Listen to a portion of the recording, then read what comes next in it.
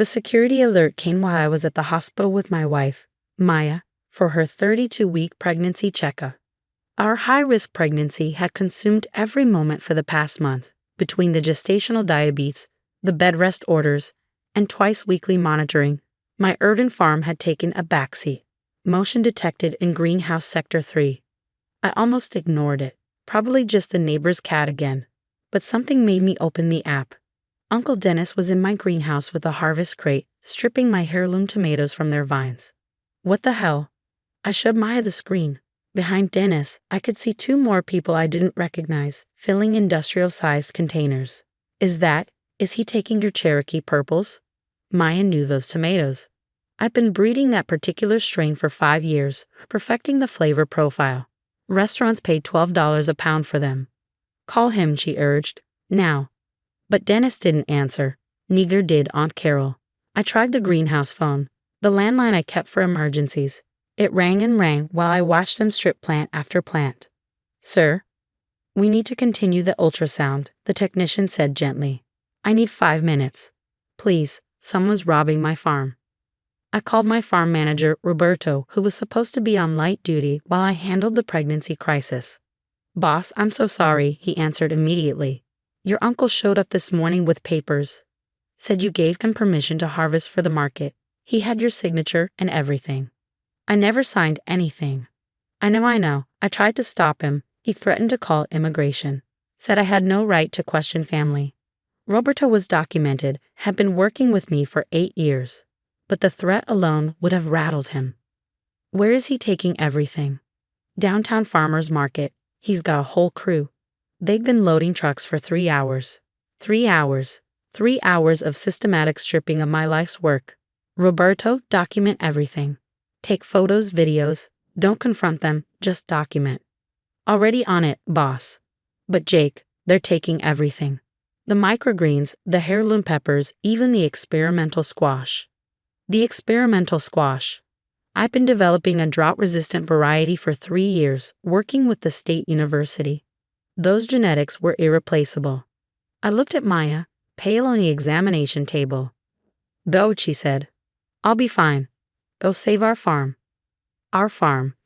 Because it wasn't just mine, it was our future, our baby's inheritance, our life's work. The drive from the hospital to the farm usually took 40 minutes. I made it in 25, calling our lawyer on the way. Agricultural theft is serious, Patricia said immediately. If he's selling at a farmer's market without certification, that's fraud. Do you have security footage? 8 cameras worth. Save everything. I'm sending a cease and desist to the market organizers now. What's he selling under? I pulled up the farmer's market vendor app. There he was. Dennis's Fresh Farm, family grown with love since 1962. 1962. The year my grandfather started farming. The grandfather who'd left the land to me, not Dennis, because I was the one who'd stayed, who'd learned, who cared. He's using my grandfather's legacy to sell my produce. Jake, that's trademark infringement on top of theft. This is escalating quickly. I arrived at the farm to find devastation. Rows of carefully tended plants stripped bare. Greenhouses emptied.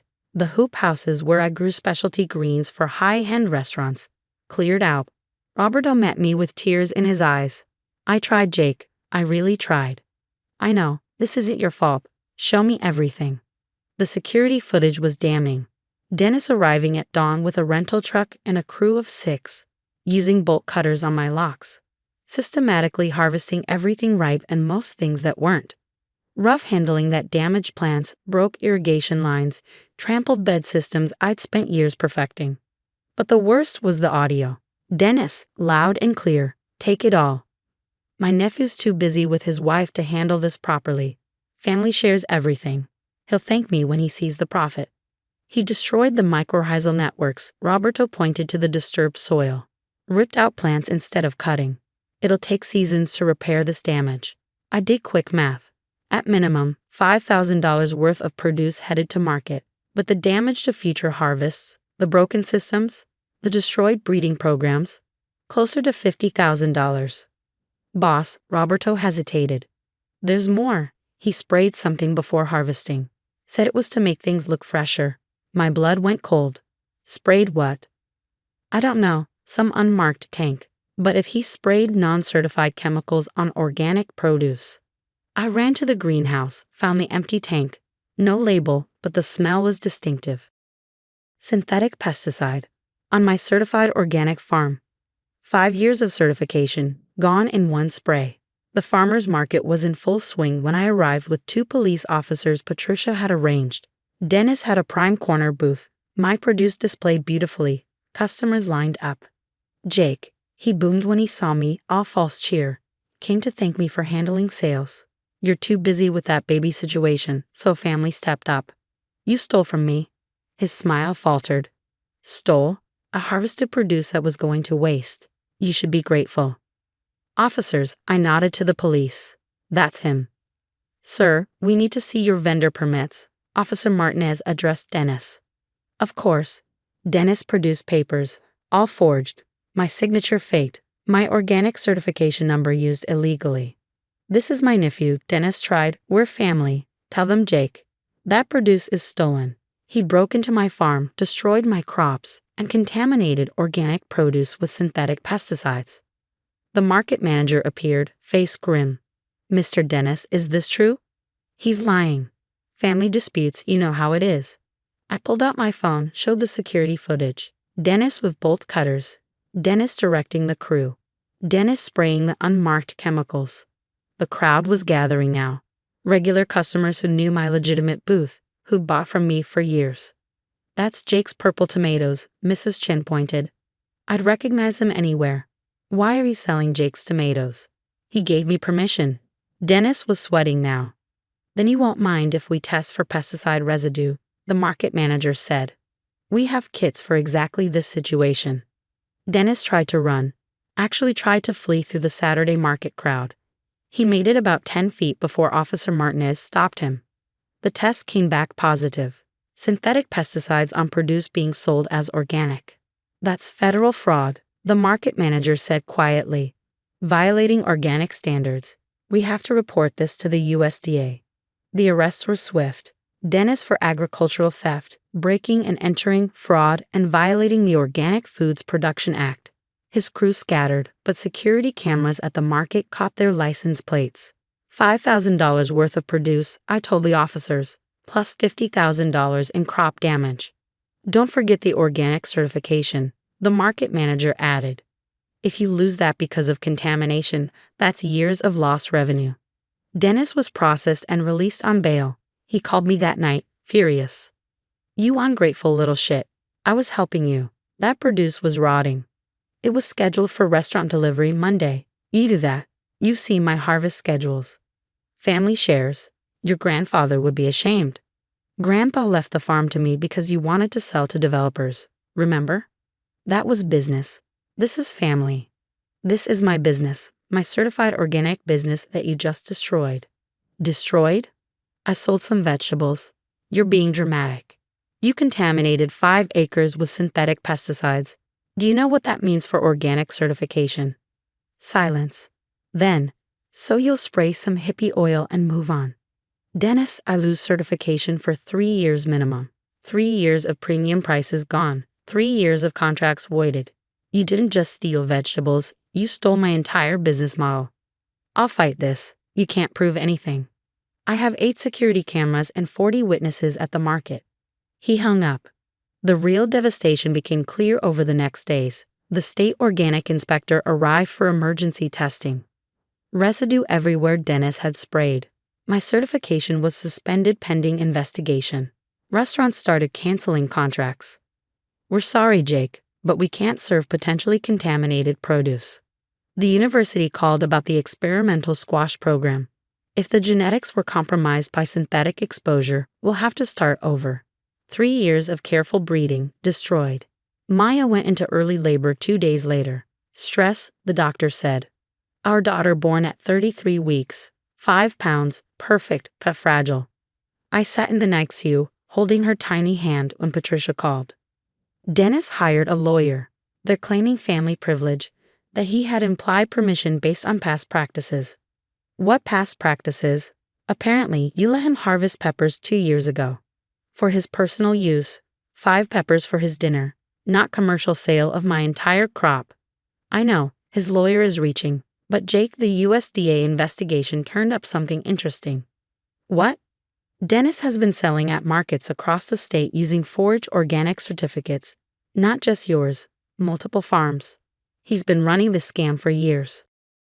The federal charges piled up: interstate fraud, forging USDA documents, contaminating organic farms. The Organic Trade Association got involved, pushing for maximum penalties. Dennis's own farm, 40 acres of conventional corn, got inspected. Multiple violations: banned pesticides, falsified spray records, groundwater contamination. He's been cutting corners for decades, the inspector told me. Your situation just opened the door for us to look closer. His farm was shut down. The land couldn't be farmed for 5 years due to contamination levels. The fines topped $200,000. But I had my own problems. Without organic certification, I was hemorrhaging money. The restaurants that had waited lists for my produce now bought from competitors. The farmers market customers drifted away. We can rebuild, Maya said, our daughter finally home after 3 weeks in ICU. It's just vegetables. It's not just vegetables, it's trust. 5 years of building relationships, gone because he wanted to make a quick buck. The trial was swift, the evidence overwhelming. Security footage, forged documents, chemical tests, witness testimony. Dennis took a plea deal: 2 years prison, $50,000 restitution, lifetime ban from farmers markets. This is family persecution, he shouted at sentencing. Since when is helping family a crime? When helping involves breaking and entering, theft, and federal fraud, the judge replied. You didn't help your nephew, you destroyed his livelihood out of greed. The community response saved us. A GoFundMe started by market customers, restaurants agreeing to buy conventional produce at reduced prices until we could recertify. Fellow farmers donating starter plants. Nobody messes with one of ours, the market manager said, handing me a check from vendor donations. It took 3 years to get organic certification back. 3 years of rebuilding soil biology, reestablishing beneficial insects, proving to inspectors that the contamination was gone. Roberto stayed through it all. You gave me a chance when nobody else would. I'm not leaving now. We diversified. Greenhouse hydroponics that couldn't be contaminated. Value-added products from conventional produce. Farm tours teaching about organic practices and why they matter. Dennis served 18 months. Got out early for good behavior. Showed up at the farm the day after release. I paid my debt, he said. We're square now. We'll never be square. You stole 3 years of my life. 3 years of my daughter's future. Still family. No, family doesn't destroy family. You're just someone who shares DNA. He left, but not before surveying the farm. Looks different. Looks rebuilt. No thanks to you. Last month we got certified organic again. The letter came on my daughter's 3rd birthday. She toddled through the greenhouse, helping me harvest tomatoes. The Cherokee purples, grown from seeds I'd saved before the theft. Careful, baby, Maya coached. Gentle hands.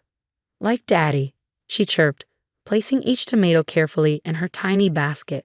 The market welcomed us back with a celebration. Jake's Authentic Organic, the sign bigger than before. Lines of customers who'd waited 3 years for the real thing. Mrs. Chen bought the first Cherokee Purple. I never found another tomato that tasted like yours. Some things are worth waiting for. Dennis still lives in town, works at a hardware store since he can't farm. Sometimes I see him around, looking older, smaller. He nods. I don't. Roberto says I should forgive. For your own peace, boss. Maybe someday, but not today. Today I'm teaching my daughter the difference between taking and tending, between sharing and stealing, between family and relatives who happen to share your name. Why can't we pick all the tomatoes? She asks, eyeing the green ones. Because they're not ready. Good things take time. We have to wait, be patient, let them grow properly. Like me when I was in the hospital. Exactly like that, sweet girl. She nods solemnly, then spots a butterfly. Childhood attention spans, but she'll learn. About respecting growth. About protecting what you've built. About the difference between helping and taking. And about why we have locks on the greenhouse doors. Because family shares everything. No, family respects everything. And those who don't aren't family anymore. They're just cautionary tales with familiar faces. The first sign should have been how quickly Aaliyah showed up at the hospital that night. I hadn't even called her yet. I'm Meredith, and until 6 months ago, I thought I knew exactly how my life would unfold. I had a loving husband, a growing role in our family's jewelry business, and a baby girl who was supposed to make our family complete. Now I'm sitting in my empty house, staring at the nursery door I haven't opened since that night, wondering how I missed all the warning signs. "You need to eat something," Aaliyah said, placing a bowl of soup on my bedside table. She'd been staying with us since I lost the baby, playing the role of the perfect sister. "Omar's worried about you." "Where is he?" I asked, though I already knew the answer.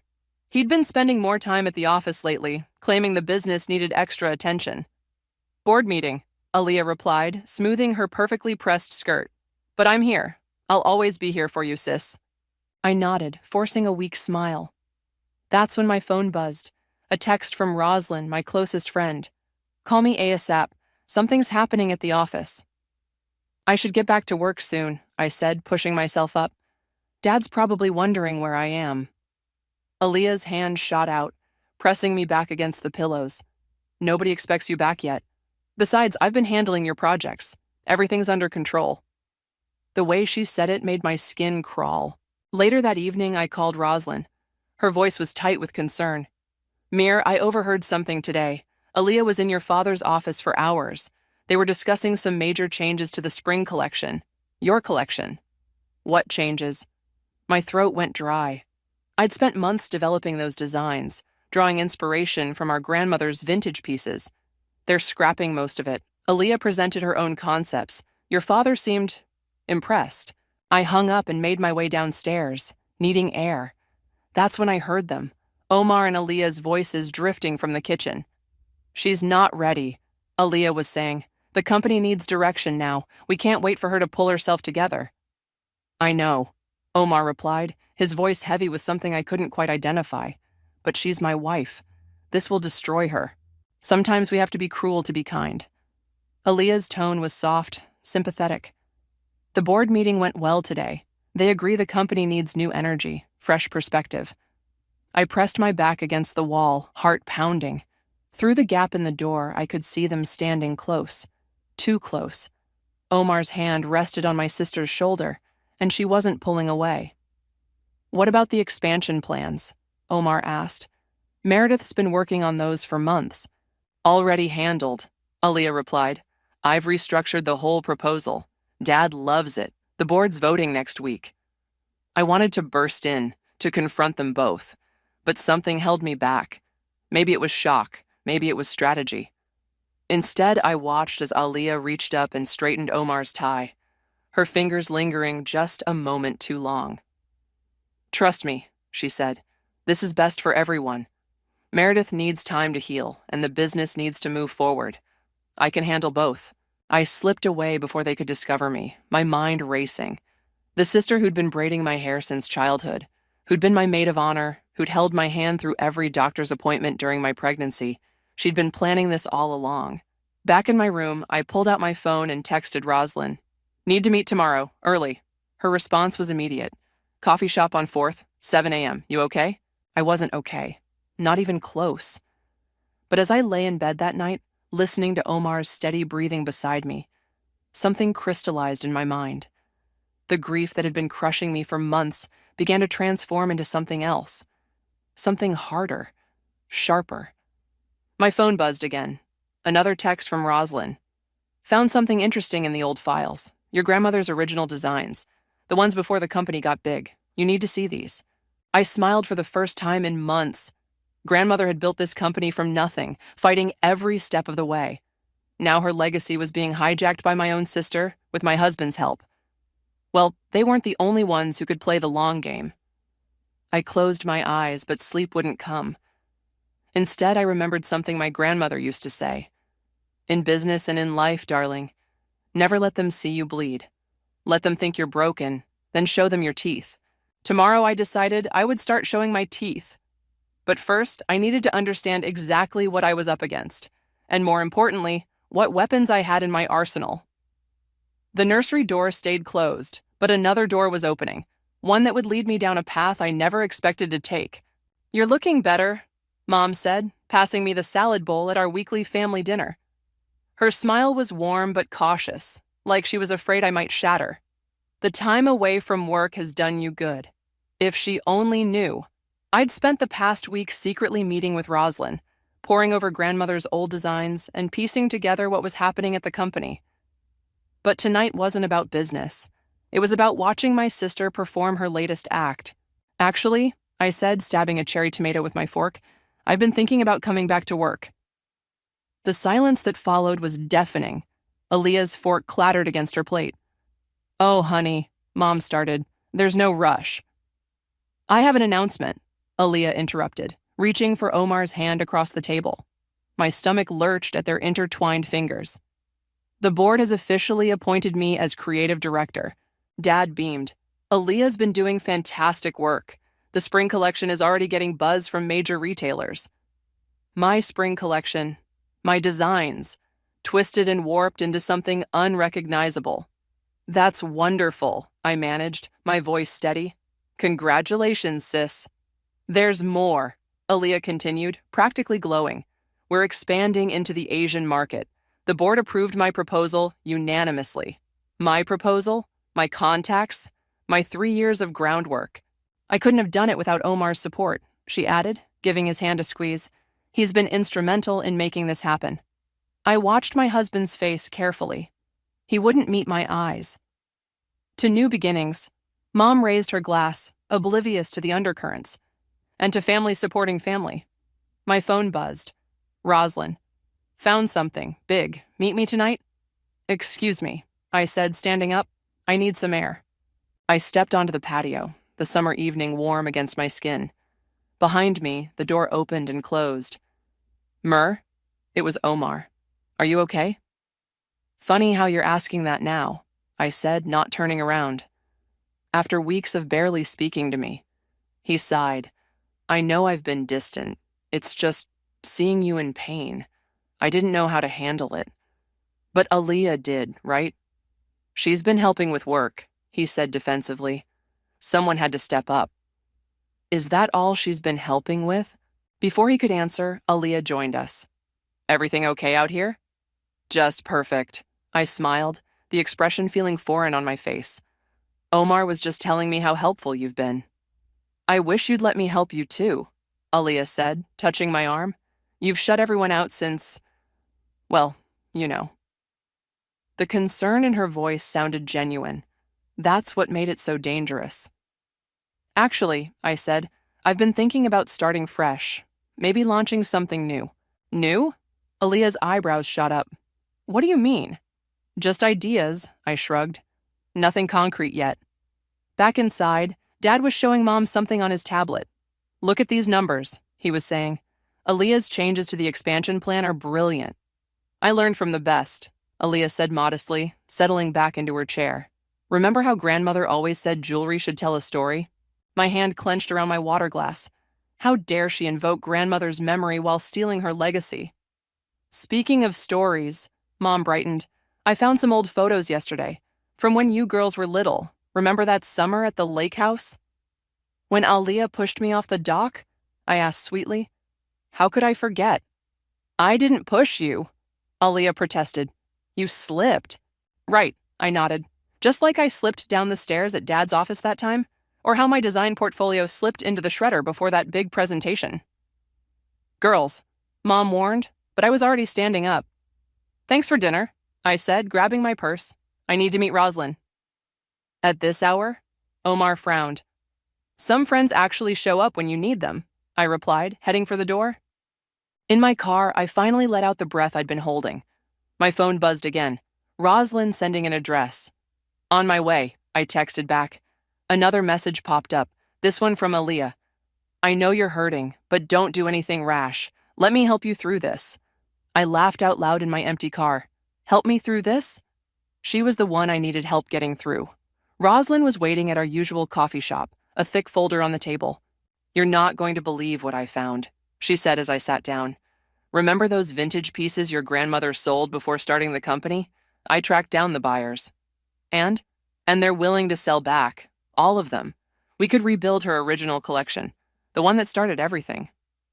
For the first time in months, I felt something like hope. Not the soft, warm kind, but something sharp and bright and dangerous. "Make the calls," I said. "It's time to remind everyone where this company really came from." Rosalind grinned. "Now that's the Meredith I remember." I found Omar's favorite tie hanging in Aaliyah's coat closet on a Tuesday morning. I wasn't snooping. I'd stopped by to drop off some old company files she'd requested, using the spare key she'd given me years ago. The bright blue silk caught my eye immediately. I'd bought him that tie in Milan last spring. My phone rang, making me jump. It was Rosalind. "You need to get to your grandmother's storage unit," she said without preamble. "Now." 20 minutes later, I was kneeling beside Rosalind on a dusty concrete floor, surrounded by cardboard boxes. "Look at this," she said, carefully unfolding a yellowed letter. "It's from your grandmother to your mom." The paper crackled as I took it. My grandmother's elegant handwriting filled the page. "Dearest Stella, remember what I told you about legacy. It's not just about the jewelry, it's about the stories they carry. Every piece I've created holds a truth. When the time comes, make sure the girls understand this, especially Meredith. She has my eye for the hidden meanings." "There's more," Rosalind said, pulling out a small leather-bound notebook. "Design sketches, supplier contacts, everything from before the company went big." My hands trembled as I flipped through the pages. These weren't just designs. They were my grandmother's secrets, her real legacy. My phone buzzed. "Omar, where are you? Aaliyah said you were supposed to drop off files." "Got delayed," I typed back. "Something came up?" Another text followed immediately. "Coming home tonight?" I stared at the message. Home. Where his toothbrush had mysteriously vanished from our bathroom, where his favorite coffee mug now lived in Aaliyah's kitchen cabinet. "No," I replied, "staying at Rosalind's." Rosalind said softly. "There's something else you should see." She handed me a small velvet box. Inside was a stunning Art Deco ring, emeralds and diamonds set in platinum. "Your grandmother's engagement ring," Rosalind explained, "the one that inspired her first collection." "Mom always said it was lost," I whispered. "Look at the inscription." Inside the band, tiny letters spelled out, "Truth before beauty, strength before surrender." My phone buzzed again. Aaliyah this time. "We need to talk. Dinner tomorrow?" "Can't," I replied. "Busy." "With what?" came her immediate response. "Life," I typed back, then turned off my phone. "Help me pack all this," I told Rosalind. "Every sketch, every note, every piece of jewelry." "What are you thinking?" "I'm thinking it's time to tell some new stories." Later that night, sprawled across Rosalind's living room floor with takeout containers and grandmother's notebooks, we started planning. "Jason Moore called," Rosalind mentioned casually. "He's interested in meeting." I looked up sharply. Jason had been our family's biggest distributor before Aaliyah redirected his contracts. "He says the new designs aren't selling like yours did," Rosalind continued. "Apparently customers miss the storytelling element."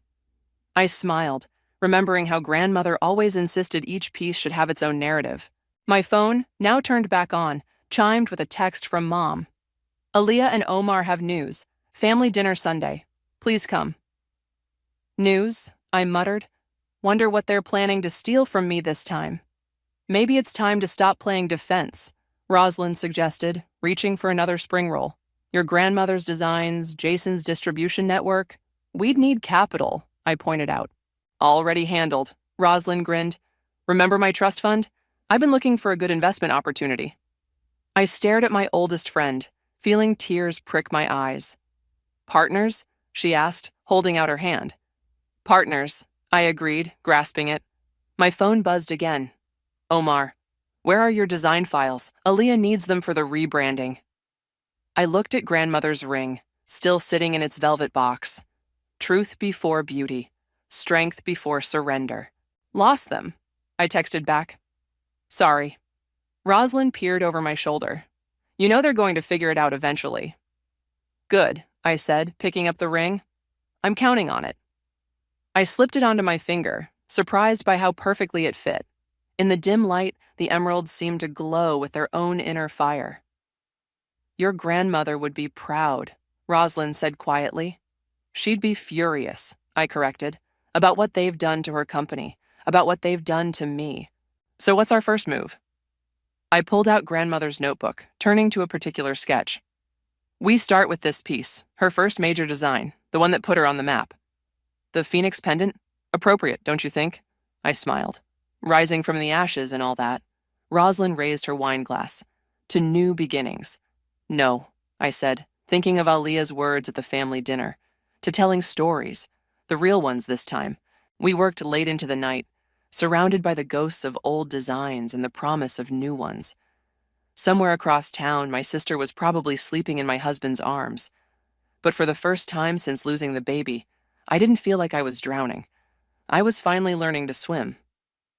The phoenix pendant needs to be ready for next week's preview, I told the craftsman, sliding my grandmother's original sketch across his workbench. Can you match this exactly? He studied the intricate design, whistling softly. This is old-school craftsmanship. Haven't seen work like this in years. That's the point, I smiled. We're bringing it back. My phone buzzed. Jason, meeting moved to 2 p.m., bringing potential investors.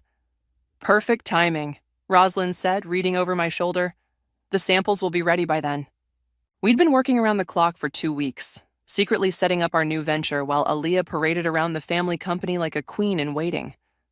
The irony wasn't lost on me. Meredith? A familiar voice made me freeze. I turned to find Omar standing in the workshop doorway, looking confused. What are you doing here? I could ask you the same thing, I replied coolly. This isn't exactly your usual territory. He stepped closer, eyes scanning the workbench. Aaliyah's been trying to reach you. You missed another family dinner. I've been busy. With what? His gaze landed on the phoenix sketch. These look like grandmother's designs, I finished for him. They are. But those belong to the company. No, I corrected. They belong to me. Grandmother left them to me personally. Check the will. His face darkened. Aaliyah's not going to like this. Aaliyah doesn't have to like anything I do anymore, I said, gathering the sketches. Just like I don't have to like her sleeping with my husband. He flinched. It's not what you think. Really? So your toothbrush ended up in her bathroom by accident? Before he could respond, my phone rang. Jason again. I need to take this, I said, turning away. I'm sure you can find your way out. You're good at that. Later that afternoon, I sat across from Jason and 3 potential investors in a sleek conference room. The Phoenix Collection, I announced, unveiling the first pieces. A revival of classic designs with modern interpretations. These are extraordinary, one investor murmured, examining the pendant. The craftsmanship, the storytelling element. That's our signature, Rosalind explained. Every piece tells a story of transformation, of rising above circumstances. Speaking of circumstances, Jason leaned forward. I heard interesting rumors about the family company's latest expansion. Seems there are some irregularities in the financing. I kept my face neutral. Oh? Your sister's brilliant plan might not be so brilliant after all, he continued. The Asian market isn't responding well to the new designs. They're calling them soulless copies. My grandmother's voice echoed in my head. Truth before beauty. We're offering something different, I said. Authenticity, heritage, real stories. And real numbers, Rosalind added, distributing financial projections. 2 hours later, we had commitments from all 3 investors. As they filed out, Jason lingered.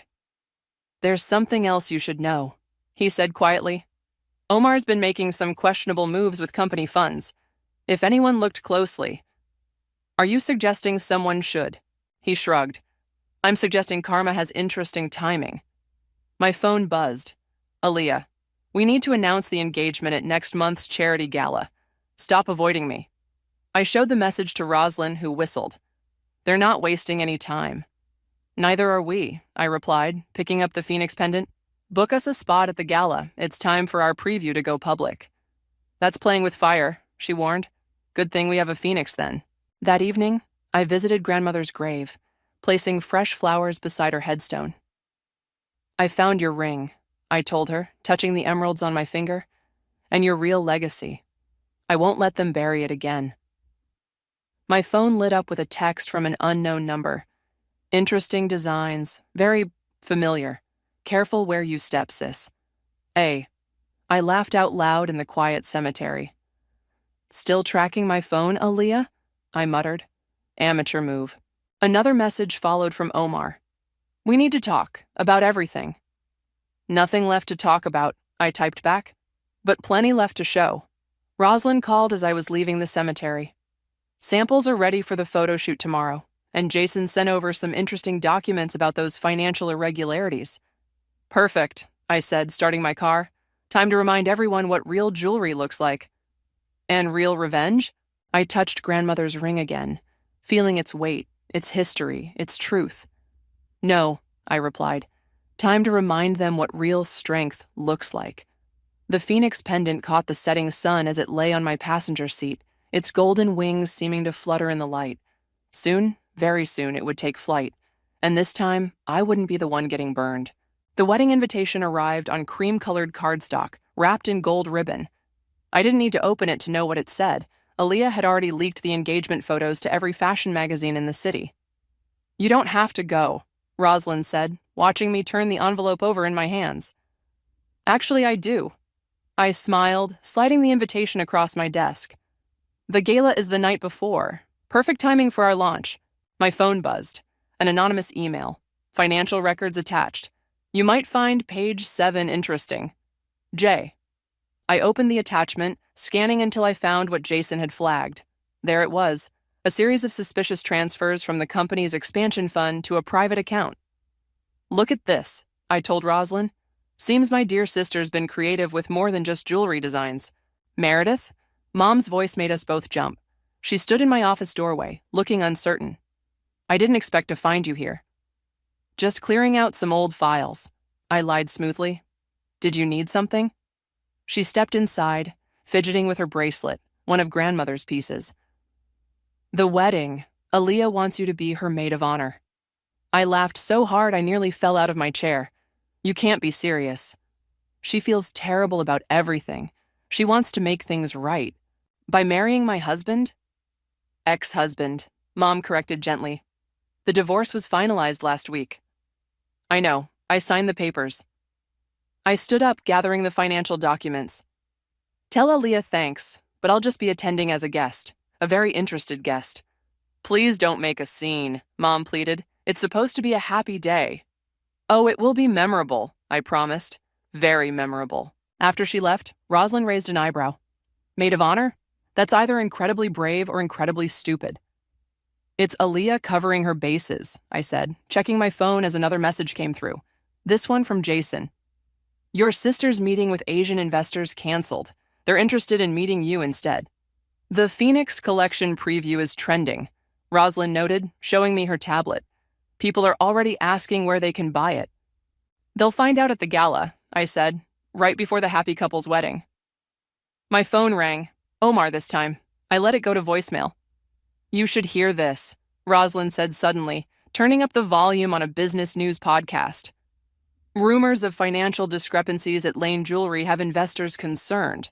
Sources suggest the company's ambitious expansion plans may be built on shaky ground. I smiled. Karma works fast these days. The office door flew open. Aaliyah stormed in, face flushed. What did you do? I'm not the one playing games with company money, I replied calmly, or other people's husbands. You're trying to ruin everything, she hissed. The expansion, the wedding. No, I cut her off. I'm trying to protect grandmother's legacy, the one you're destroying with cheap copies and cheaper ethics. You abandoned the company when we needed you most. I lost my baby. The words exploded out of me. And while I was grieving, you stole everything else.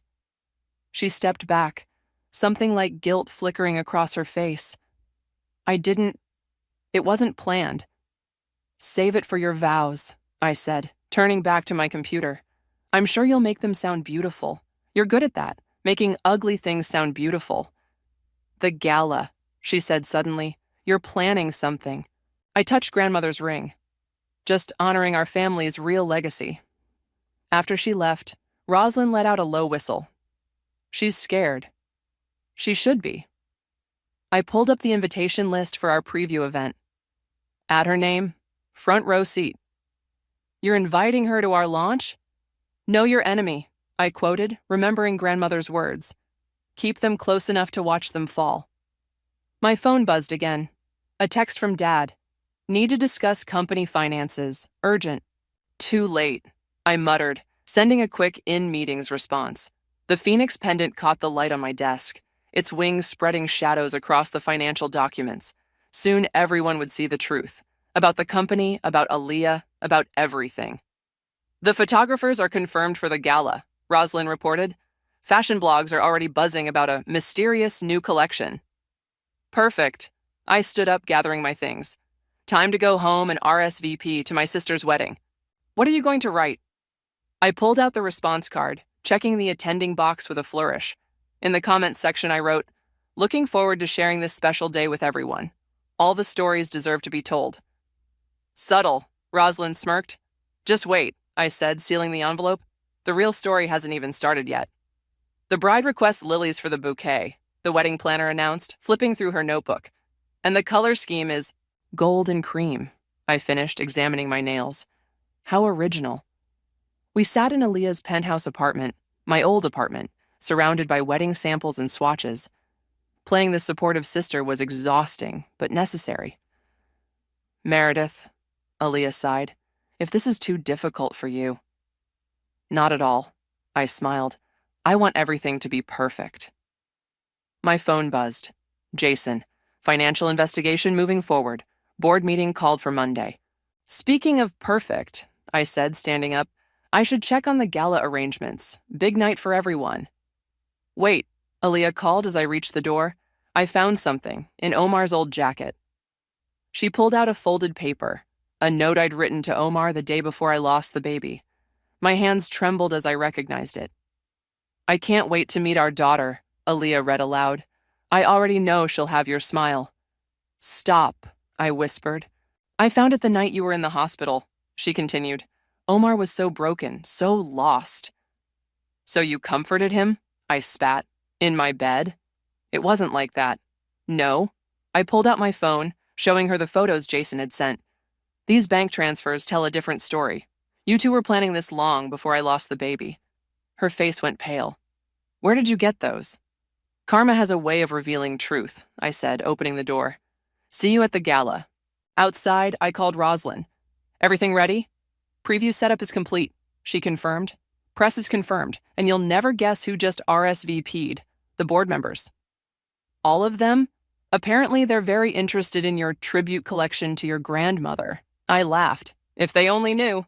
That evening, I visited the gala venue, watching workers set up displays. The Phoenix collection would be unveiled in the center, surrounded by grandmother's original pieces, the ones Aaliyah thought were lost forever. My phone rang. Omar. Don't hang up, he said quickly. Please. What do you want? I found the financial records on Aaliyah's laptop, the transfers, the fake contracts. Finally doing your due diligence? I asked sweetly. Bit late for that. I didn't know, he insisted, about any of it. The money, the designs. She said you approved everything. And you believed her? Or did you just want to believe her? Silence. The night I lost the baby, I continued, my voice steady. Where were you, really? With her, right? Planning your future while I was losing ours? He didn't answer. He didn't need to. See you at the gala, I said, hanging up. Roslyn appeared with 2 glasses of wine. You okay? Better than okay, I replied, taking a glass. Everything's falling into place. The press release is ready, she said. Once we announce the collection's provenance. Aaliyah's house of cards collapses, I finished, along with her reputation. My phone buzzed again. Mom. Found more of grandmother's old pieces in the attic, coming to drop them off. Don't tell her anything, I warned Roslyn. Not yet. Mom arrived 20 minutes later, carrying a small box. I thought these might help with your tribute collection, she said, then paused, looking around. This is more than a tribute. It's grandmother's real legacy, I explained, the one Aaliyah tried to erase. Oh, girls, Mom sighed. What happened to you two? Ask your younger daughter, I suggested, the one who's marrying my husband. Ex-husband, Mom corrected automatically, then stopped. These designs, They're exact replicas. No, I said. They're the originals. Every piece tells a story, remember? Including the story of how they were almost stolen. Understanding dawned in her eyes. The financial irregularities. The board meeting. Like I said, I smiled. Every piece tells a story. My phone lit up. Aaliyah, we need to talk. Now. Sorry, sis, I typed back. Too busy planning your perfect day. The phoenix rises, Rosalind said, gesturing to the central display. Ready to set the world on fire. Not the world, I corrected. Just one very carefully constructed lie. Mom touched the pendant gently. Your grandmother would be proud and terrified. She taught me well, I said. Truth before beauty, strength before surrender. And revenge? Mom asked quietly. Justice, I corrected. For grandmother's legacy, for my lost daughter, for everything. My phone buzzed one final time. Jason. Board members requesting private viewing before gala, tomorrow morning.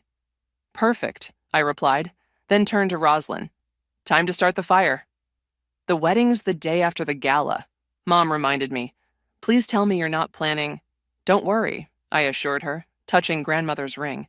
Everything will happen exactly as it should. In the fading light, the Phoenix collection seemed to glow with its own inner fire, each piece a weapon disguised as art, just like grandmother taught me. Tomorrow, the truth would start spreading.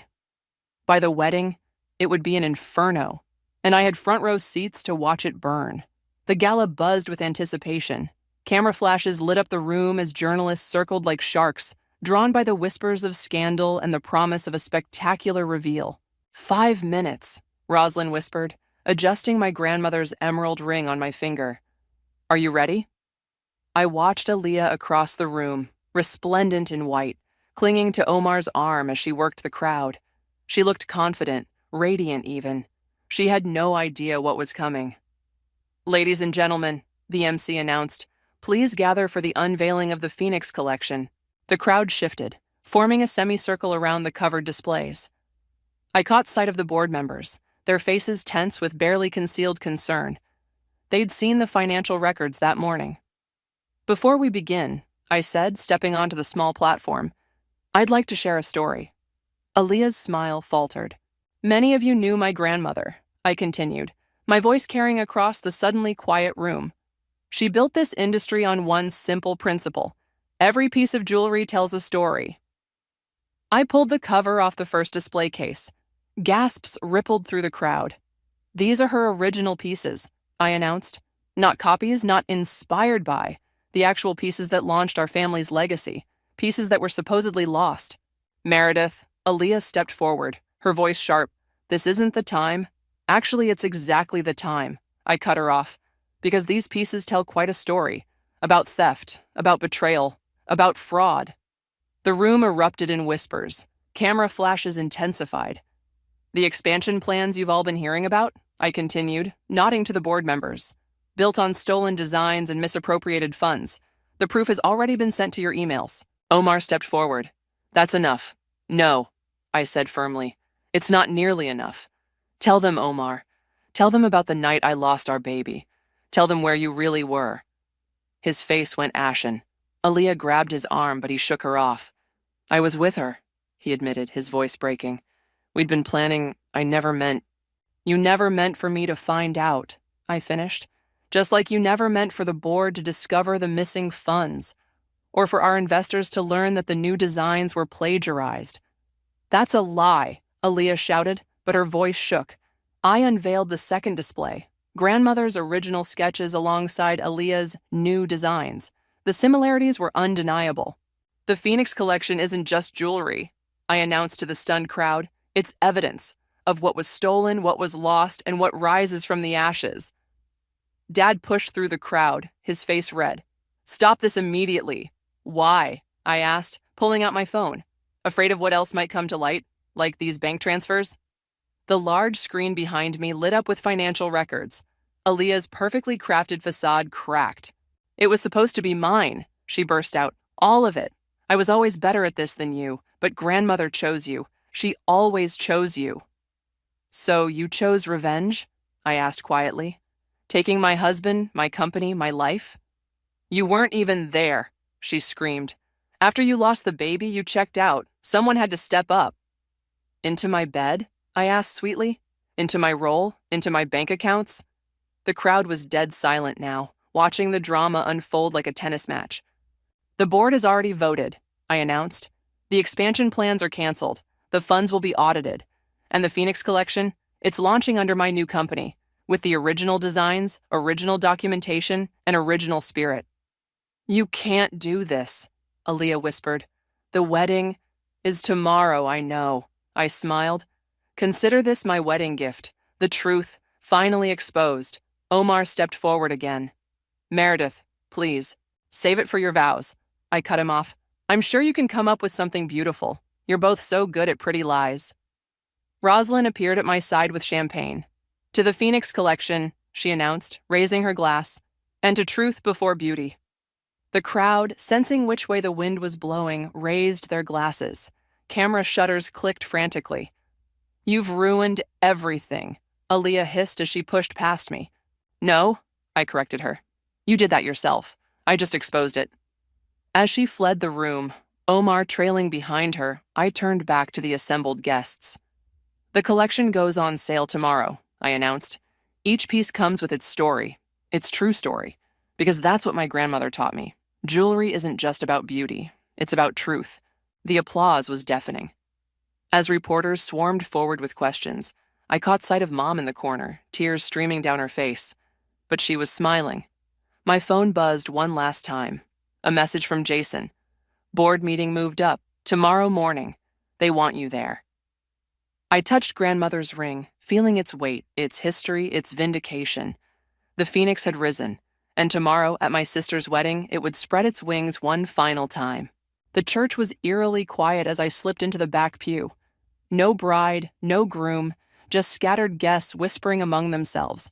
The morning news had done its work, headlines screaming about fraud, stolen designs, and corporate scandal. She's not coming, Rosalind whispered, sliding in beside me. Wait for it, I murmured. Right on cue, Mom appeared in the side door, gesturing frantically. Meredith, she's asking for you.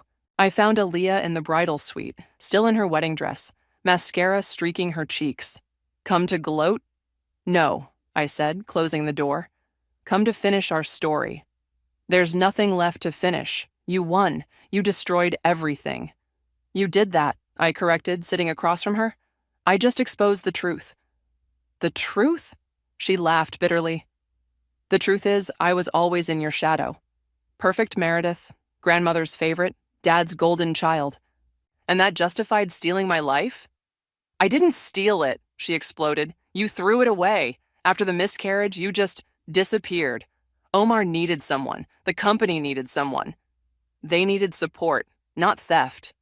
I loved him, she whispered. I still love him. Enough to commit fraud for him? Her head snapped up. That was his idea. The transfers, the fake contracts. He said we needed startup capital for our own venture. My phone buzzed.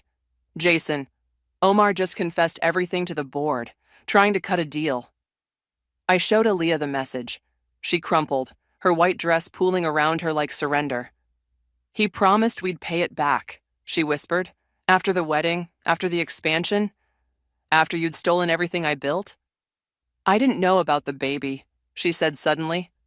That night when he came to me, he didn't tell me you were in the hospital until morning. The truth I'd suspected but never confirmed hit like a physical blow.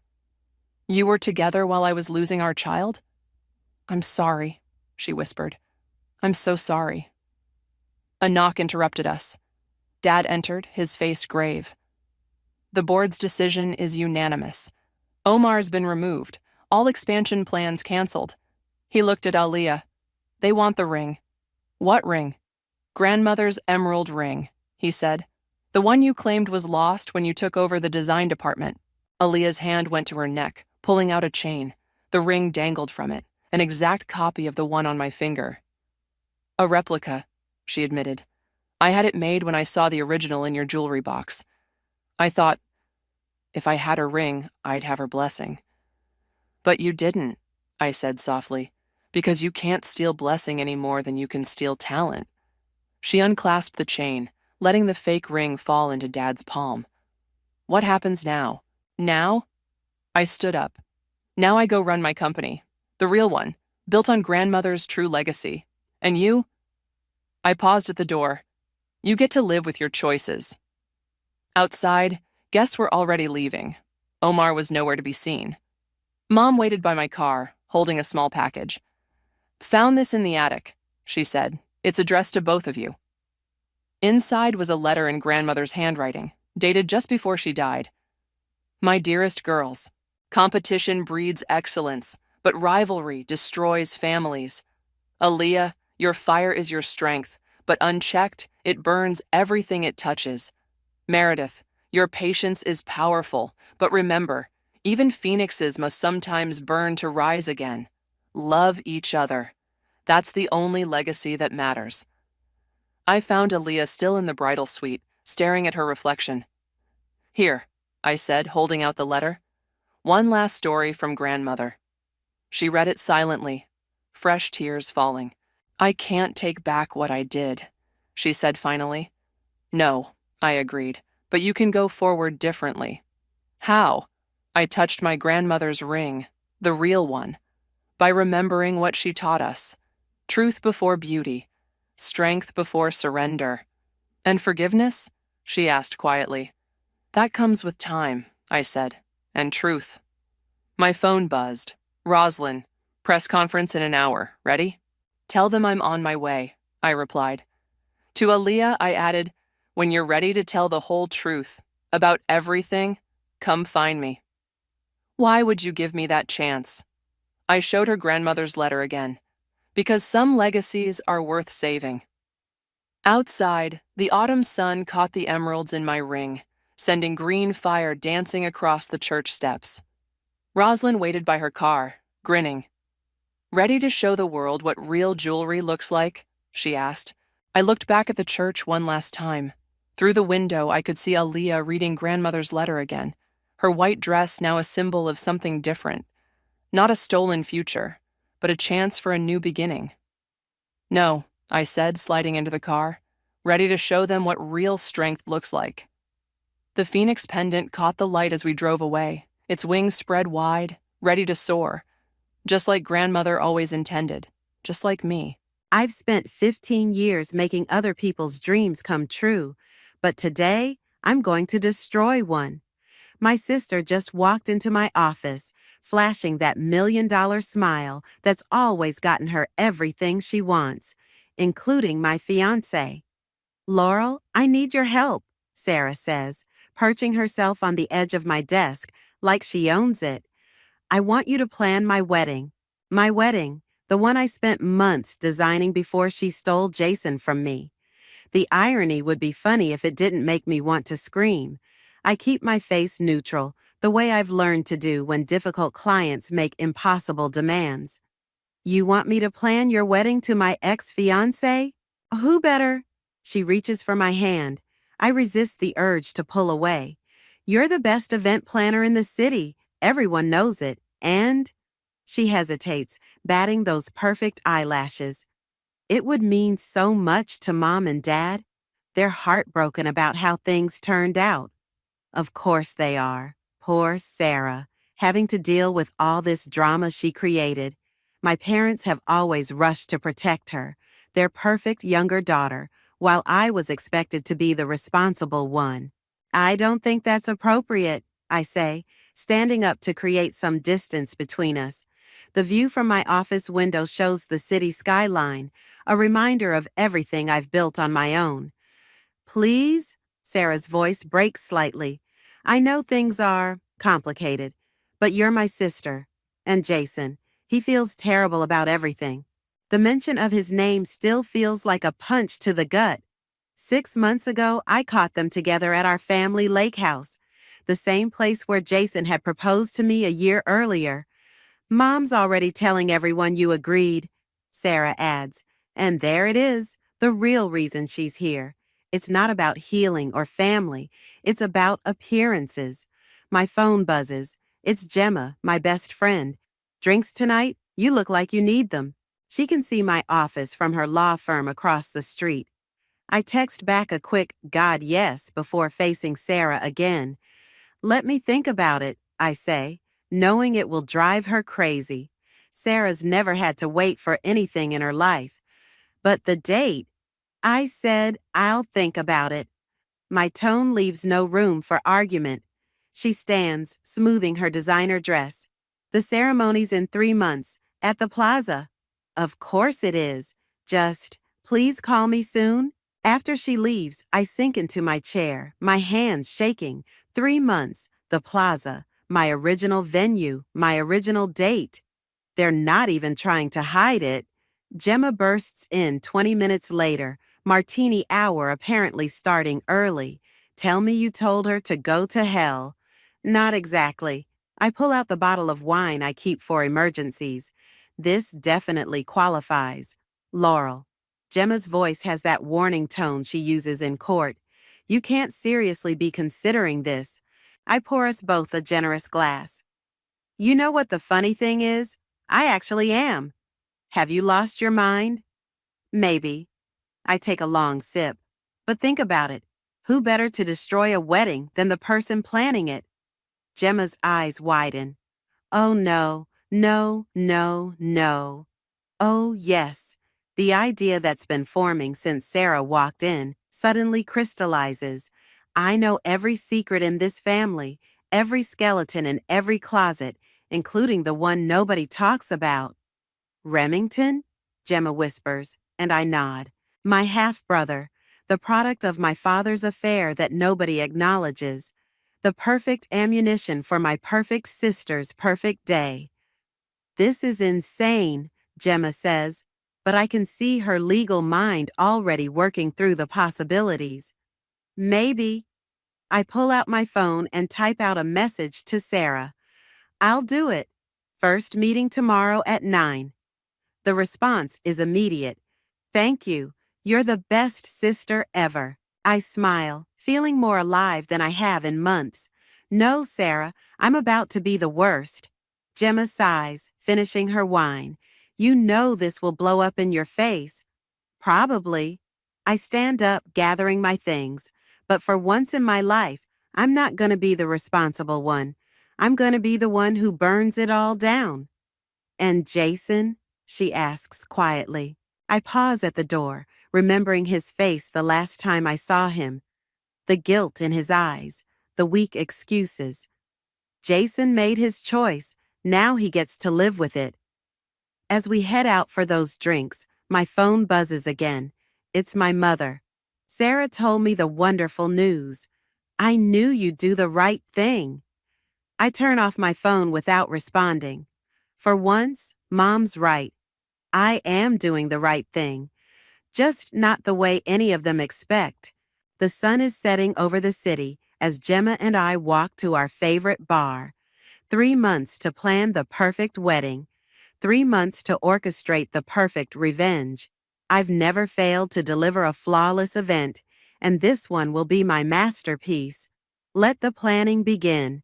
The plaza's grand ballroom sparkles with morning light as I walk Sarah through potential table arrangements. She's nodding along, but I can tell she's not really listening. Her attention keeps drifting to her phone, probably texting Jason. So I'm thinking we'll seat Mom next to that stripper from Dad's bachelor party, I say casually. That sounds perfect, Sarah replies automatically, then looks up. Wait, what? I smile sweetly, just making sure you're paying attention. 2 weeks into planning, and everything's moving according to schedule. Sarah trusts me completely, which makes this all so much easier, and so much worse. My phone vibrates. Unknown number. I step away from Sarah, who's back to texting, and answer. Hello? Laurel? The voice is familiar, even after all these years. It's Remington. My heart skips. I haven't heard from my half-brother since that explosive Christmas dinner 5 years ago, when he showed up uninvited and Dad nearly had a heart attack. Give me a minute, I whisper, then turn to Sarah. Wedding emergency, back in 5. I hurry to the hotel's service corridor. I wasn't sure you'd call back. Wasn't sure I would either. His voice is deeper than I remember. Your message was interesting. Are you in town? Landing tomorrow. A pause. Are you sure about this, Laurel? It's gonna get ugly. It's already ugly. I lean against the wall, checking no one's around. They're using my original wedding date, my venue, even my color scheme. Jesus. He lets out a low whistle. That's cold. Will you help me? Another pause. What exactly are you planning? Remember that Christmas dinner? I ask. Imagine that, but with 200 guests and a wedding cake. He laughs, but it's not entirely humorous. Dad might actually have that heart attack this time. He should have thought about that before he created this mess. I check my watch. Look, meet me tomorrow at the Bean, 3 p.m. We can discuss details. I'll be there. He hesitates. It's good to hear your voice, sis. The call ends just as Sarah rounds the corner. There you are. Jason's coming by to look at cake samples. You don't mind, do you? Of course he is, because this day needed to get more complicated. An hour later, I'm arranging cake samples when Jason walks in. He looks good. Damn him. Laurel. He stops short, like he wasn't expecting me to be here. In my own office, planning his wedding. Jason, I keep my voice professional. Sarah's running late. Traffic. He sits down, loosening his tie. The silence stretches uncomfortably. You don't have to do this, he finally says. Actually, I do. Sarah told everyone I agreed before asking me. Very on brand for her. He winces. I meant all of it. The wedding. Us. He gestures vaguely between himself and wherever Sarah is. I put down the cake sample I'm holding before I throw it at him. Getting cold feet? No, He runs a hand through his hair, a gesture so familiar it hurts. This isn't how I pictured any of this happening. Funny, me neither. My version didn't include my sister and fiancé sneaking around behind my back. It wasn't like that. Really? I lean forward. Then what was it like, Jason? Enlighten me. Before he can answer, Sarah breezes in. Sorry I'm late. Traffic was insane. She kisses Jason's cheek, then looks at the samples. Ooh, is that red velvet? I spend the next hour watching them feed each other cake, maintaining my professional smile while plotting their downfall. Sarah picks the exact flavor I would have chosen. Of course she does. After they leave, I call Gemma. I need a drink. It's 2 p.m. It's been that kind of day. She sighs. Meet you at Joey's in 20. At the bar, I tell her about Remington's call. This is getting real, she says, stirring her martini. Are you ready for the fallout? You should have seen them today, Gem. Playing happy couple with my wedding plans. And Jason, still looking at you like a kicked puppy? I take a long drink. He tried to talk to me about all of this when Sarah wasn't there. Meaning? I don't know, and I don't care. I check my phone. A text from Sarah. The cake tasting was perfect. You're the best. Liar, Gemma says, reading over my shoulder. Tomorrow I meet Remington. I show her the time and place. Wanna come? She shakes her head. I'll maintain plausible deniability, thanks. But call me after? Always. That night I lie awake, staring at my ceiling. Tomorrow everything starts moving faster. Tomorrow I add the first real piece to my revenge puzzle. My phone lights up. Jason, can we talk? Alone? I turn the phone face down without responding. Some conversations are better left for the altar. Sleep comes eventually, and I dream of wedding bells and chaos. In my dreams, I'm smiling. Remington looks exactly like our father, which is probably why Dad hates seeing him so much. He's waiting at the Bean when I arrive, leather jacket and that same crooked smile that runs in the family. You look good, big sister, he says, pulling me into a hug. Success suits you. You look exactly the same. I step back to study him. Still breaking hearts and taking names? Something like that. He gestures to a nearby bench. So, tell me about this nuclear option you're planning. I sit down, watching people rush past. How much do you know about what happened? The basics. Your fiancé ran off with our darling baby sister. His jaw tightens. Real classy move. They're getting married at the plaza. My venue, my date, my everything. I turn to face him. And I'm planning it. He lets out a low whistle. That's twisted, even for this family. Speaking of family, I pull out my phone, showing him the guest list. Notice anyone missing? Besides me? He scrolls through the names. Let me guess, they're pretending I don't exist. Again. Exactly. But here's the thing. You're not just Dad's dirty secret anymore. You're my secret weapon. His eyes narrow. What exactly are you suggesting?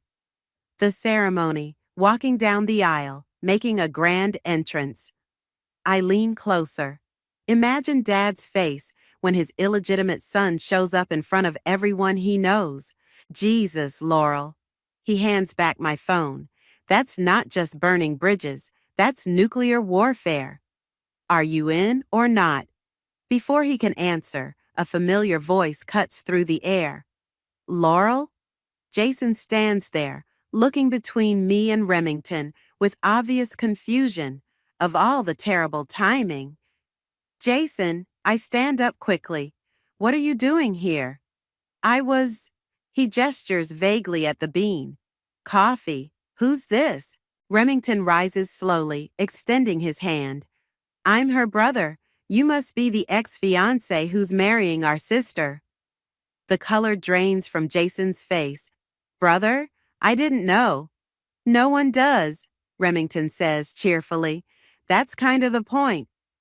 Jason looks at me, understanding dawning in his eyes. Laurel, can we talk? Privately? Actually, we're in the middle of something. I start, but Remington cuts me off. No, go ahead. I need to make some calls anyway. He hugs me again, whispering, I'm in. Let's burn it all down. Then louder, nice meeting you, Jason. Good luck with the wedding. As Remington walks away, Jason takes his vacant seat. So that's why you agreed to plan the wedding. You don't know anything about why I agreed. I know you. He moves closer. I know when you're plotting something. Knew me, I correct him. Past tense. You gave up the right to know me when you chose her. That's what I've been trying to talk to you about. He runs his hands through his hair. I made a mistake. I laugh, but there's no humor in it. Which part? Sleeping with my sister or asking her to marry you? Both. All of it. He looks at me directly. I don't love her, Laurel. I never did. Could have fooled me and her and everyone else. I don't know. She was there, and you were always working, and she kept saying how you took everything for granted. Don't you dare blame this on me. My voice shakes with anger. You could have talked to me. Instead, you slept with my sister. I know it's unforgivable. He reaches for my hand, but I pull away. But this wedding, it's a mistake. Sarah knows it too. She's just too proud to admit it. Then call it off. It's not that simple. It is exactly that simple. I stand up.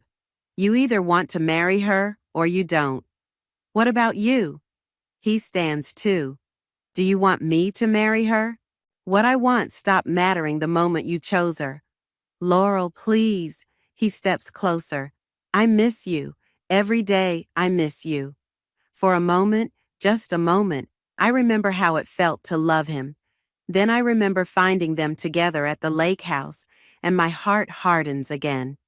I have a wedding to plan, I say, stepping back. Your wedding, to my sister. Remember? Don't do this, he says quietly. Whatever you're planning with your brother, don't. You don't get to tell me what to do anymore. I turn to leave, then pause. Oh, and Jason? Don't tell Sarah about Remington. It would be a shame to ruin the surprise. I walk away, my hands shaking. My phone buzzes. It's Remington. Just booked my ticket for the wedding. This is going to be one hell of a show. I smile, despite the ache in my chest. Jason's confession changes nothing. If anything, it makes my plan even better. Let him sweat for the next few weeks, wondering what's coming. The wedding is in 2 months, just enough time to make everything perfect before I destroy it all. The flowers are wrong, Sarah announces, storming into my office. Everything is wrong. I look up from my laptop, where I'm finalizing Remington's role in the ceremony. The flowers are exactly what you picked. They're two, I don't know. She paces, agitated. They're just wrong, like everything else. 6 weeks until the wedding, and Sarah's finally cracking, right on schedule. Is this about the flowers, I ask carefully, or about Jason? She freezes. What about Jason? I saw him yesterday at the catering tasting. I keep my voice neutral. He seemed distracted. Did he say something to you? Sarah drops into the chair across from me. He's been acting weird ever since that day at the Bean. I hide my smile. Maybe he's just nervous about the wedding. No, it's more than that. She leans forward. Has he talked to you? About us? Sarah, I'm your wedding planner, not your therapist. But you're also my sister. Her eyes fill with tears. And you know him better than anyone. The irony of this conversation isn't lost on me. Maybe that's something you should discuss with your fiancé. I tried. He just says everything's fine, but I know it's not. She wipes her eyes. I think he might still have feelings for you. I let the silence stretch, watching her squirm. And what if he does? What? What if he does still have feelings for me? I lean back. Would that surprise you, given how things happened? That's not fair. She stands up. We fell in love. These things happen. No, Sarah, these things don't just happen. You make them happen. What's that supposed to mean? It means you've been taking what's mine since we were kids. The words pour out before I can stop them. My toys, my clothes, my fiancé, whatever I have, you want. That's ridiculous. But her face flushes. I love Jason. Do you? Or do you just love that he was mine? She slaps her hands on my desk. You're supposed to be helping me. I am helping you. I stand up slowly. I'm giving you the perfect wedding. Isn't that what you wanted? I want my sister back.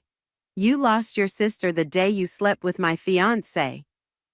We stare at each other across the desk, years of unspoken resentment hanging between us. My phone buzzes, a text from Mom.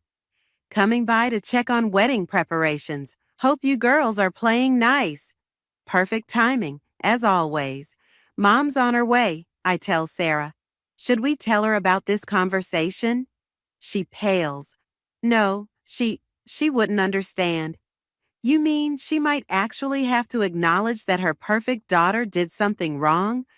Stop it. Sarah's voice breaks. Just stop it. Fine. I sit back down. Let's talk about your wrong flowers. Mom arrives 15 minutes later, while Sarah and I are coldly discussing centerpieces. She takes one look at our faces and sighs. Girls, what's wrong? Nothing, we say in unison, a habit from childhood. Sarah's just having some doubts about the flowers, I add sweetly. Mom frowns. The purple orchids? But they're beautiful. And wasn't that what you wanted for your wedding, Laurel? Sarah's head snaps up. What? The purple orchids, Mom continues, oblivious to the tension. They were in all of Laurel's planning books, don't you remember? Sarah looks at me, realization dawning. You let me choose everything from your wedding plans? You wanted the perfect wedding. I shrug. I had one planned. Oh, God. She stands up suddenly. I have to go. She rushes out, leaving Mom confused. What was that about? Wedding stress, I say smoothly. You know how brides can be. Mom sits where Sarah was. Laurel, are you sure you're okay with all this? Planning their wedding? Of course, I smile. I want everything to be perfect. That's my responsible girl. She pats my hand, always putting family first. If she only knew. After she leaves, I text Remington. Sarah's cracking, Jason's wavering, everything's on track. He responds immediately. Got my suit today. Dad's gonna hate the color. I laugh out loud. Then another text comes through from Jason. Need to see you. Important. I ignore it, like I've ignored his last dozen messages. Whatever he has to say can wait until the wedding. My phone rings. It's Gemma. Sarah just called me crying. What did you do? Nothing. I start packing up my office for the day. Just helped her realize some things about her wedding choices. Laurel. Trust me, I say, looking at the calendar where I've marked the wedding date in red. Everything's going exactly according to plan. 6 weeks to go. Sarah's doubting everything. Jason's unraveling. And my parents are about to get the surprise of their lives. I should feel guilty. Instead, I feel powerful. Let them all sweat. The rehearsal dinner is in 3 days, and I'm standing in my office bathroom, staring at my phone. Jason's latest message glows on the screen. I called off the wedding. My hands shake as I dial his number. He answers on the first ring. What do you mean you called it off? Exactly what I said. His voice is rough, like he's been arguing. I told Sarah I can't marry her. When? An hour ago. She's at your parents' house now. He pauses. I told her the truth. About everything. My heart stops. Everything? That I never stopped loving you. That being with her was the biggest mistake of my life.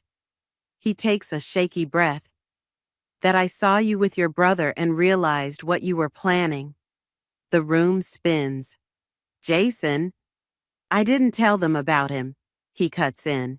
That's your story to tell. But Laurel, come over, please. We need to talk. Before I can respond, my office door bursts open. Sarah storms in, mascara streaking her face. I have to go, I tell Jason, hanging up as Sarah reaches my desk. Are you happy now? She screams. He left me 3 days before the rehearsal dinner. Sarah, this is what you wanted, isn't it? She sweeps her arm across my desk, sending wedding plans flying. To destroy my happiness like I destroyed yours? That's enough. I grab her wrists before she can do more damage. You did this to yourself. He says he's still in love with you. She yanks away from me. Have you been sleeping with him? No, I haven't even talked to him. Liar. He told me about seeing you with some man at the Bean, having secret meetings, planning God knows what. My office door opens again. Mom stands there, looking older than I've ever seen her. Girls, she says quietly, your father's having chest pains. We need to go to the hospital. The world stops. 20 minutes later, we're in the emergency room waiting area.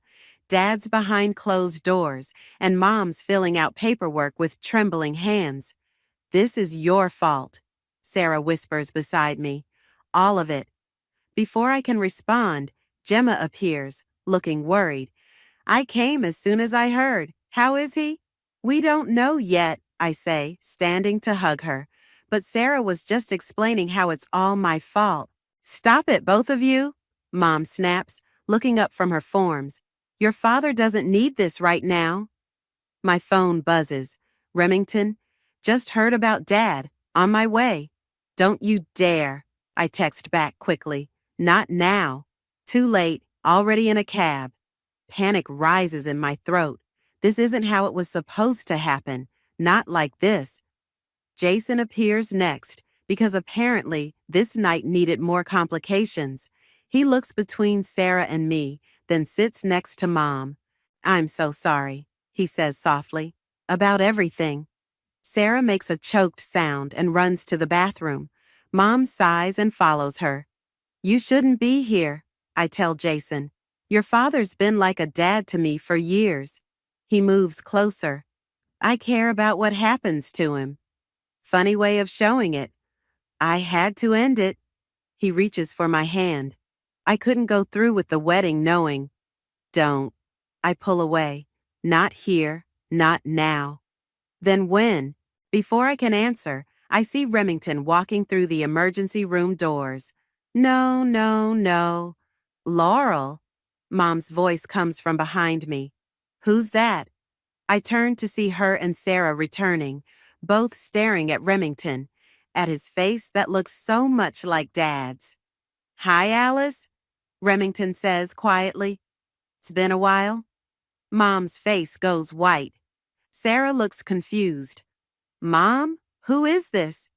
"He's our brother," I say, because what's one more explosion tonight? "Dad's other son." "What?" Sarah's voice rises. "What are you talking about?" "This was your plan?" Jason asks softly beside me. "To expose this at our wedding?" "Your wedding?" Remington laughs. "There is no wedding anymore, remember?" "Everyone, please," Mom pleads. "Not here." A doctor approaches, and we all fall silent. "Family of Desmond?" she asks. "Yes." 4 voices answer. Mom, Sarah, Remington, and me. The doctor looks confused but continues. "He's stable. It wasn't a heart attack, just severe anxiety. But we'd like to keep him overnight for observation." "Can we see him?" Mom asks. "2 at a time." The doctor looks at our group. "Immediate family only." "That's all of us," Remington says with a bitter smile.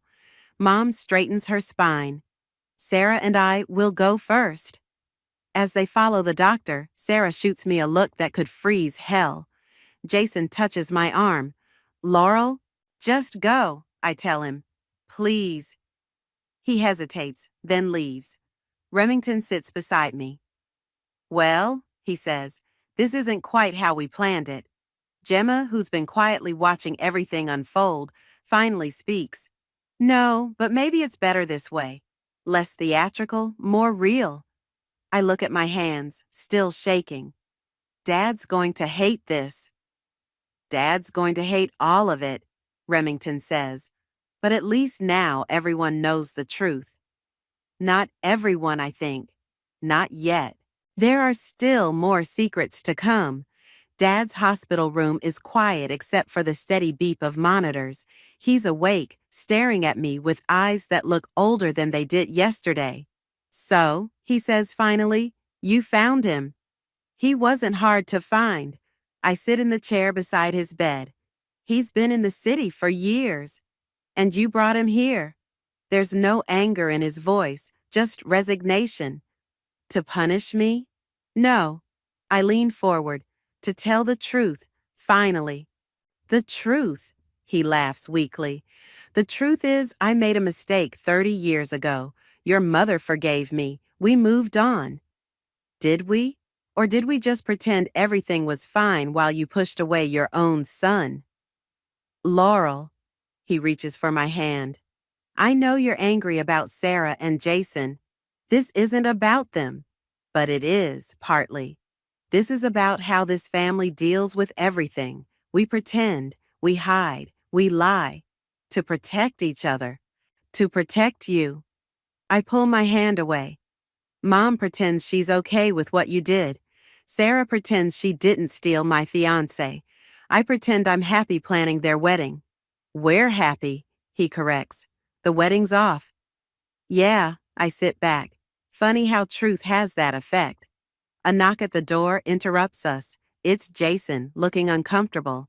"Sorry," he says. "The nurse said visiting hours are almost over."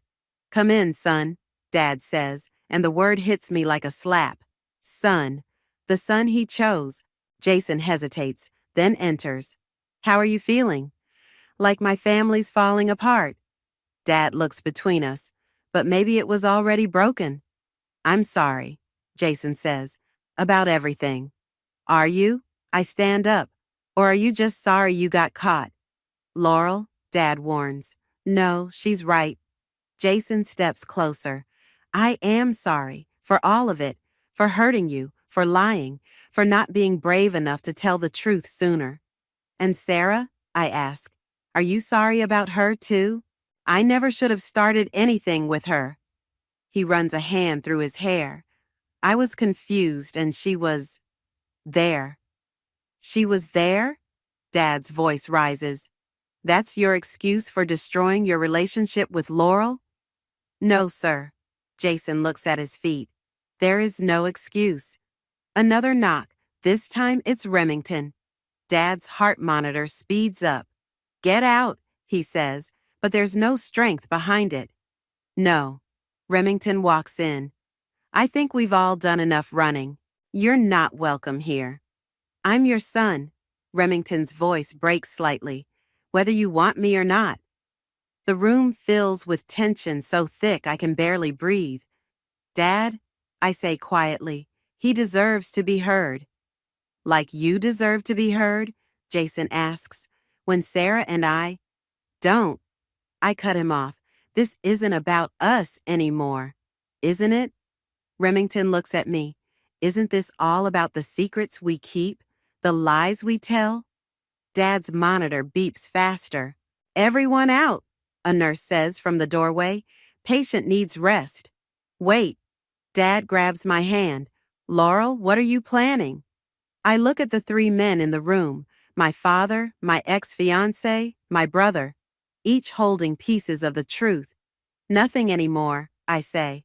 The truth's already out. Not all of it, Remington says quietly. The nurse clears her throat pointedly. Outside the hospital, Jason catches up to me. Can we talk, please? Haven't we done enough talking? No. He grabs my arm gently. We haven't. Not really. Remington appears beside us. I'll give you two a minute. Once we're alone, Jason speaks quickly. Move in with me. What? I still have our apartment. Everything's exactly as you left it. His eyes are desperate. We can start over. Are you insane? I pull away. You think after everything. I love you. He steps closer. I never stopped. Sarah was a mistake, the biggest mistake of my life. And that makes it okay? No, nothing makes it okay. He takes my hands.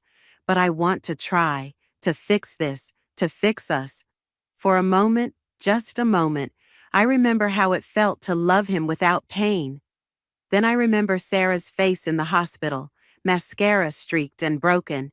There is no us, I say, pulling away. Not anymore. Laurel. Go home, Jason. I start walking toward my car. Go home and think about what you've done to both of us. Remington's waiting by my car. You okay? He asks. No. I lean against the door. But maybe that's good. Maybe we all needed to stop being okay with everything. There's still more truth to tell, he reminds me. I know. I look back at the hospital, but not tonight. Tonight we let them sit with what they know. And tomorrow? I check my phone. 3 missed calls from Sarah, 2 from Mom, 1 text from Gemma. Need backup? Tomorrow, I say. We keep telling the truth until there's nothing left to hide. We need to talk about Mom, Remington says, setting down his coffee cup in my kitchen. It's been 2 days since the hospital, and the dust hasn't even begun to settle. What about Mom? About why she really forgave Dad. He pulls out his phone, showing me an old photograph. Look familiar? The woman in the photo looks exactly like Sarah. Same smile, same eyes. But the date stamp says 1992. That's not Mom, I say slowly. No, that's Rebecca, Dad's first wife. My coffee cup slips from my hand, shattering on the floor. What? The woman he left for Mom. Remington's eyes are hard. The woman who died 6 months after he abandoned her. The doorbell rings before I can process this. It's Sarah. We need to talk, she says, then stops when she sees Remington. Oh, you're here. Come in, I say. You should hear this too. Sarah steps around the broken coffee cup. What's going on? Show her, I tell Remington. He hands Sarah the photo. She frowns, then her face goes white. This looks like you, Remington finishes, because that's Rebecca, our father's first wife. First wife? Sarah sinks into a chair. What are you talking about? Dad was married before Mom, I explain, the pieces finally clicking into place. He left Rebecca for Mom, then Rebecca died. No. Sarah shakes her head. Mom would have told us. Would she? Remington takes back his phone. Or would she hide it, like she hid me? The doorbell rings again. This time it's Jason.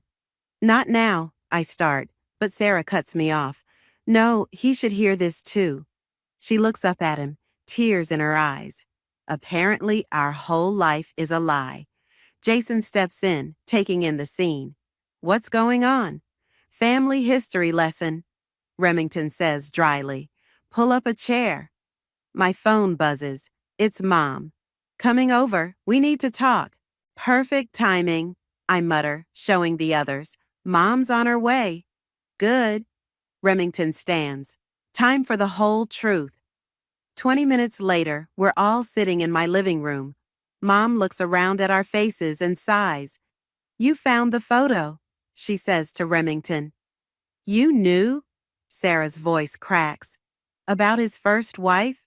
About me? Sarah? Is that why? Sarah stands up, shaking. Is that why you always favored me? Because I look like her?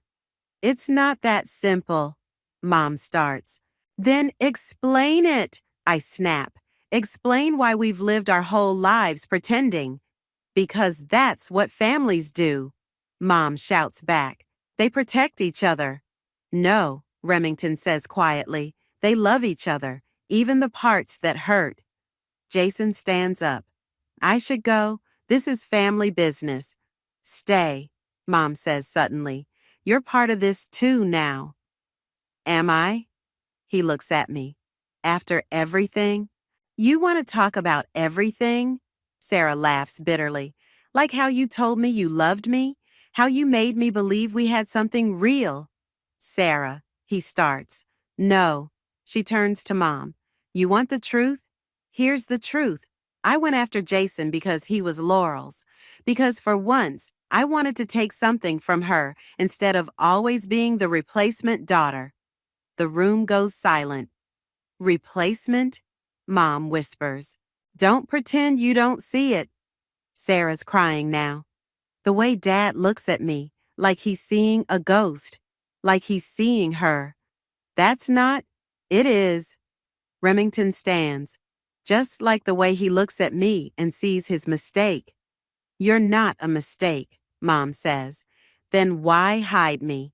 He steps closer to her. Why pretend I don't exist? Because I was afraid. Mom's composure finally breaks. Afraid your father would leave me like he left her. Afraid of losing everything. Afraid of the truth. And now? I ask quietly. What are you afraid of now? She looks at each of us, her children, both acknowledged and hidden, and Jason, the almost son she's losing twice. Now? She wipes her eyes. Now I'm afraid it's too late to fix any of this. It's not, Remington says, but only if we stop hiding. Dad needs to know we know, I add. He does know. Mom pulls out her phone, showing us a text. He's being discharged today. He wants us all to come to the house, including you, Remington. Sarah stands suddenly. I can't face him knowing. Knowing what? Jason asks. That you look like someone else? That doesn't change who you are, doesn't it? She looks at me. Isn't that why you hate me? Because I take things that aren't mine? I don't hate you, I say, surprising myself with the truth of it. I just want you to stop pretending everything's okay when it's not. Mom checks her watch. Your father's waiting. We all look at each other, the broken pieces of a family built on secrets. Well, Remington says, grabbing his keys, let's go break Dad's heart one more time. As we file out, Jason catches my arm. What about us? I look at him, really look at him, for the first time since everything fell apart. There is no us, I say gently. There's just the truth, and it's time we all faced it. Dad's sitting in his favorite armchair when we arrive, looking smaller than I've ever seen him. He watches silently as we file into the living room. His wife, his 3 children, and the man who almost became his son-in-law twice. So, he says finally, no more secrets. No more secrets, Mom agrees, sitting beside him. Sarah steps forward, holding Remington's photo. Did you love her? Dad takes the photo with trembling hands. Rebecca. He looks up at Sarah. You look just like her. That's not an answer. Yes, his voice breaks. I loved her, and then I met your mother and I loved her too. I made choices, terrible choices.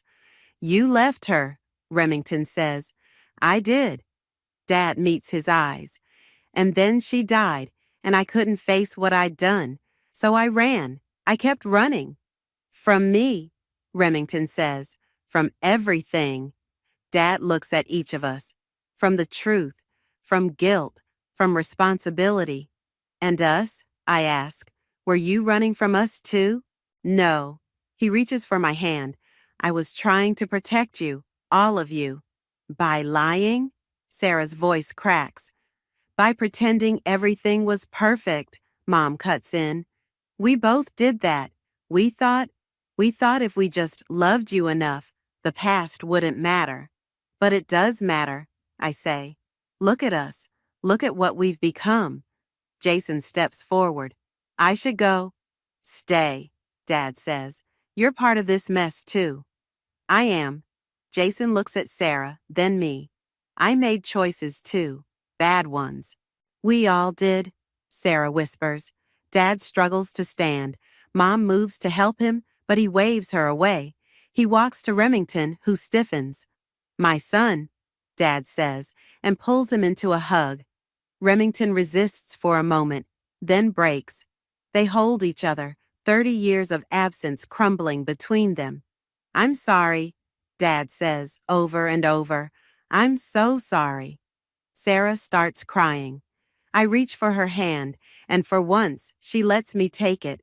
I didn't mean to hurt you, she tells me. I wanted to feel chosen, just once. I know, and suddenly I do know. We all did. Dad turns to us, still holding Remington. Come here, both of you. We join them, and Mom too, and for a moment we're just a family, broken and healing and real. Jason moves toward the door. I'll leave you to... Jason, I call out. Thank you. He turns. For what? For helping me see the truth, about all of it. He nods, understanding. This is goodbye, really goodbye this time. After he leaves, we sit together in the living room. No more secrets between us, just the raw, painful truth. What now? Sarah asks. Now, Dad says. We start over, no more running, no more hiding. No more perfect family? I ask. No. Mom smiles sadly. Just a real one. Remington checks his phone. My flight's in 3 hours. Stay, Dad says quickly. Please, we have so much to talk about. I can't. Remington stands. But I'll come back, if you want me to. We want you to, Sarah says, surprising everyone. You're our brother. He hugs her, then me, then our parents. At the door, he turns to me. You okay? I look at my family, Dad holding Mom's hand, Sarah wiping her eyes, all the perfect facades finally stripped away. Yeah, I say. I think I am. After Remington leaves, Sarah helps me clean up the coffee cups. I called the plaza, she says. Canceled everything. I'm sorry about the wedding. I'm not, she rinses a cup. It wasn't real. None of it was real. In the living room, we can hear our parents talking softly, decades of secrets finally seeing daylight. "What about you?" Sarah asks. "Will you forgive Jason?" "Already have." I take the cup from her. "But forgiveness doesn't mean going back." She nods. "And me? Will you forgive me?" I look at my sister, really look at her, not Dad's replacement daughter or Mom's perfect child or the woman who stole my fiancé, just Sarah, as broken and real as the rest of us. "Yes," I say, "but no more pretending." "No more pretending," she agrees. Dad calls us back to the living room. He's holding an old photo album. "There are stories you should hear," he says, "about Rebecca, about everything." We sit together, turning pages, letting truth replace secrets. It hurts, but it's a clean kind of hurt, the kind that heals. My phone buzzes, Gemma checking in. I text back, "Family meeting, real one this time, tell you later." Mom reaches for my hand. "Thank you," she whispers. "For what?" "For breaking us apart." She squeezes my fingers, "So we could put ourselves back together." Outside, the sun is setting. Inside, we're building something new from the wreckage of our perfect lies. Something real, something true. It's not perfect, but maybe that's exactly what we needed all along. The day I walked out of Bedford Hills Correctional, the autumn air hit differently than it had 5 years ago. Freedom should have tasted sweet, but all I could taste was bile rising in my throat as I looked at the photo in my trembling hands. My sister Danielle in a wedding dress, standing next to my husband Louis. My daughter Evelyn, barely visible in the background, looked so grown up it made my heart ache. My name is Maya, and until 5 years ago, I was living what I thought was the perfect life. Senior partner at a prestigious law firm, beautiful home in Westchester, and a family I would have died for. Funny how life has a way of showing you just how wrong you can be about everything. "Maya," a familiar voice cut through my thoughts. I looked up to see Alana, my former colleague, waiting by her car. She rushed over and wrapped me in a tight hug. "God, I've missed you." "Thanks for coming," I managed, my voice rough from disuse. 5 years of minimal human contact does that to you. "Get in. We have a lot to talk about." Alana's face was grim as she opened the passenger door. During the drive, she filled me in on what the newspapers hadn't. "Louis and Danielle got married 2 years ago. They're living in your old house." "With my daughter." The words felt like glass in my mouth. "Maya," Alana glanced at me. "There's more. They're trying to terminate your parental rights permanently." I closed my eyes, remembering the last time I saw Evelyn. She was 5, crying and reaching for me as they led me away in handcuffs. "They can't do that. They're claiming abandonment due to incarceration. Louis has some heavyweight lawyers working on it." "Abandonment?" I laughed bitterly. "They put me here. They orchestrated everything." "I know." Alana's knuckles were white on the steering wheel. "And I think I finally have proof." We pulled up to a small diner off the highway. Inside, an elegant older woman sat alone in a corner booth, her silver hair swept into a perfect chignon. My heart stopped when I recognized her. "Athena?" I whispered. Louis's mother looked up, her steel-gray eyes meeting mine. "Hello, Maya. Please sit." Alana squeezed my shoulder and stepped away, giving us privacy. I slid into the booth, my prison-issued bag clutched in my lap like a shield. "I suppose you're wondering why I'm here," Athena said, stirring her coffee. The thought crossed my mind. "I know what my son did to you." She reached into her designer handbag and pulled out a thick manila envelope. "And I have proof." My hands shook as I opened the envelope. Inside were bank statements, emails, and photographs, a paper trail leading straight to Louis and the fabricated evidence that had put me away. "Why are you helping me?" I asked, suspicious. Athena had never approved of me, had fought against our marriage from day one. "Because I watched my son destroy a good woman's life.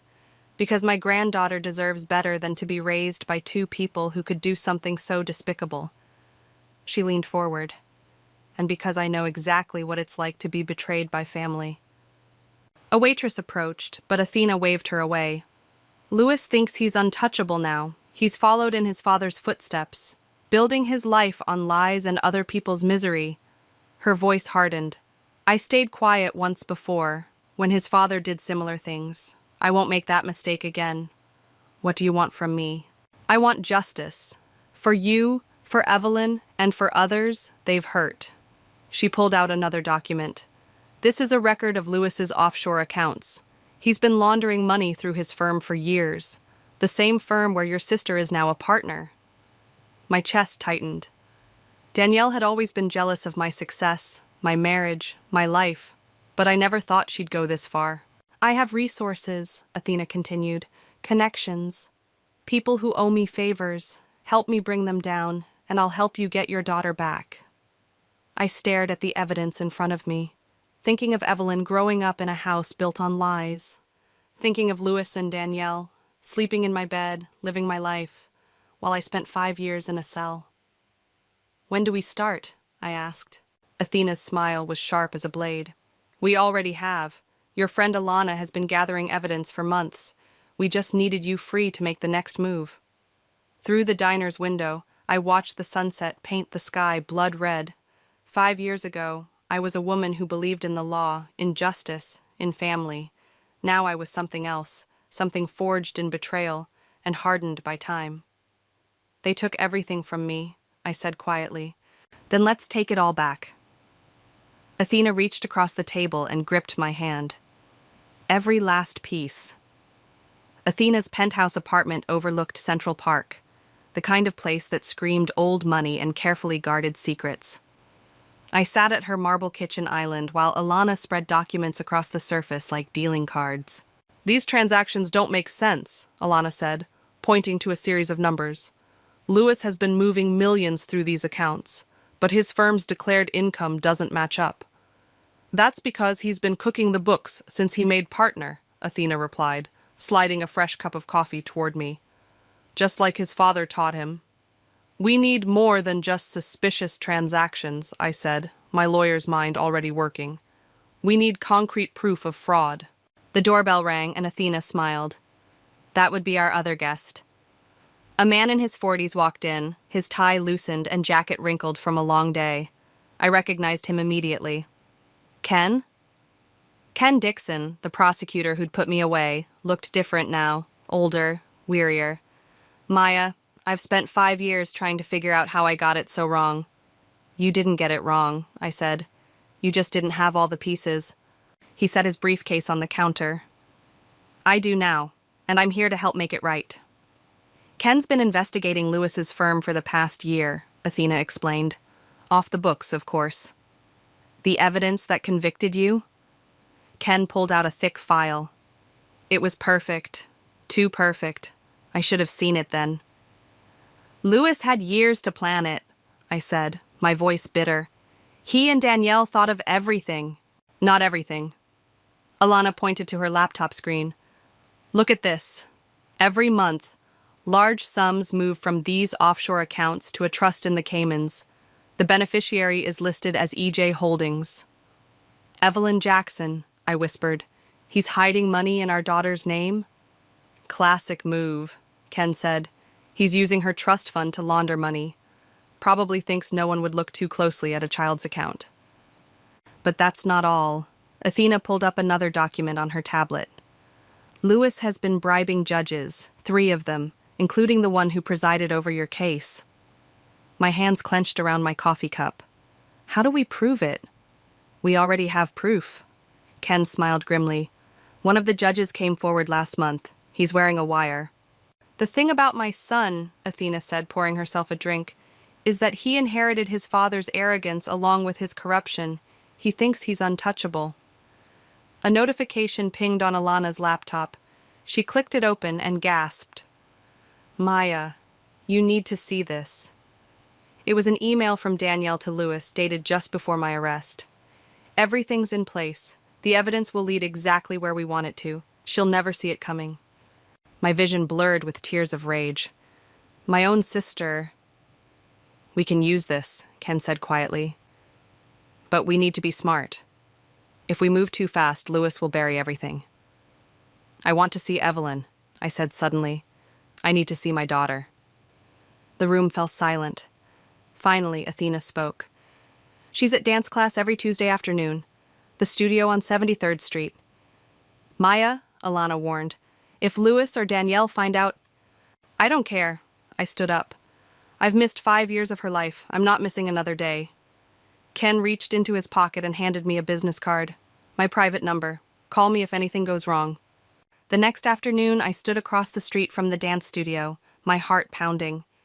Through the large windows, I could see young girls in leotards at the bar, and there she was, my Evelyn, taller now, her dark hair in a neat bun. She moved with grace, serious and focused, just like I remembered. She has your determination. I spun around. David, my childhood friend, stood there with a sad smile. Alana called me, he explained. Thought you might need backup. David... I hadn't seen him since the trial, where he'd tried desperately to defend me. I'm sorry I pushed you away. You did what you had to do to survive.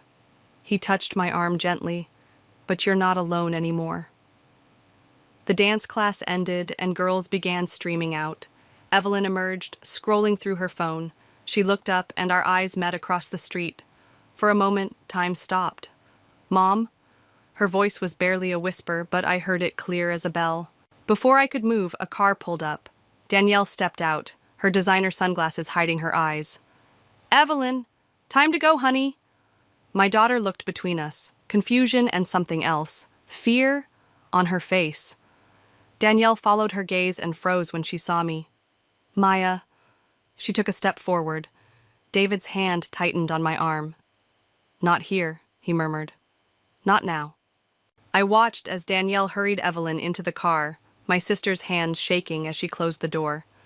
Before they drove away, Evelyn pressed her palm against the window, her eyes locked on mine.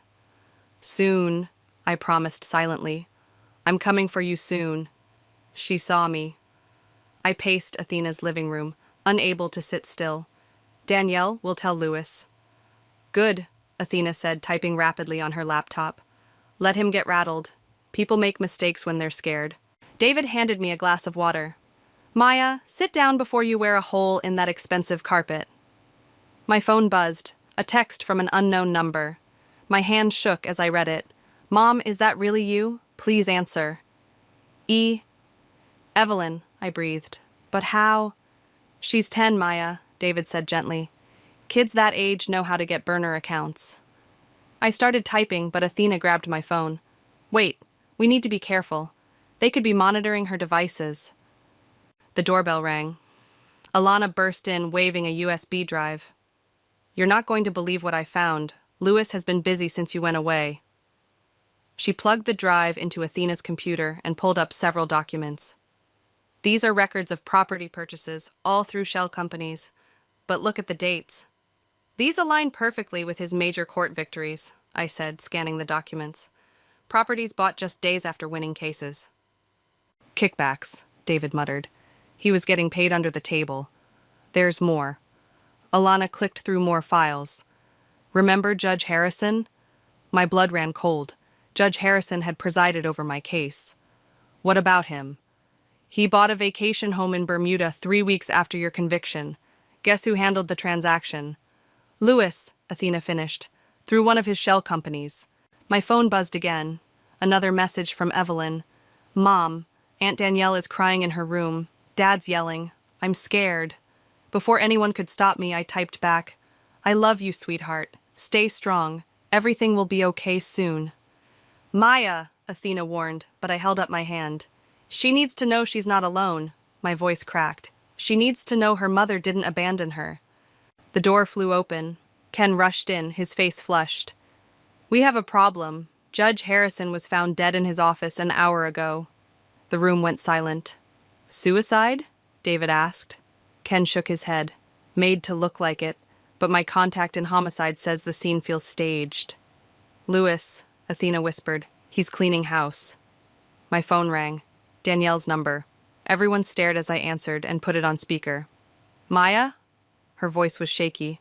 Please, I need to talk to you. There's nothing to say. You don't understand. Louis, he's not who you think. He's not who I thought. She lowered her voice. I found something in his office. Something bad. Really bad. Why should I trust you? Because I'm scared, Maya. For me. For Evelyn. She started crying. He's been acting strange since he saw you at the dance studio. Making calls. Shredding documents. He has a gun now. Alana was already tracing the call, mouthing, "Keep her talking." Why did you do it, Danielle? I asked, the question that had haunted me for 5 years. Why did you help him destroy me? Because I was in love with him. Because I was jealous. You always had everything, the grades, the career, the perfect life. I wanted it. I wanted what you had. She took a shuddering breath. But not like this. Not anymore. Where's Evelyn now? At home, in her room. Louis is at the office. A pause. Maya, there's a safe in his study. The combination is Evelyn's birthday. Everything you need is in there. Ken was already on his phone, speaking quietly to someone. Danielle, I said, if you're setting me up again. I'm not. I swear on Mom and Dad's graves. Another pause. I'm so sorry, Maya. For everything. The line went dead. Got it, Alana said. She's at your old house. It could be a trap, David warned. Or it could be our chance, Ken said, hanging up his phone. I can have a warrant within the hour. Athena stood up. I'm coming with you. No, I said firmly. I need you to do something else. If this goes wrong, someone needs to be ready to take Evelyn. She nodded, understanding. I'll have my driver standing by. Maya, David caught my arm. Let me come with you. Please.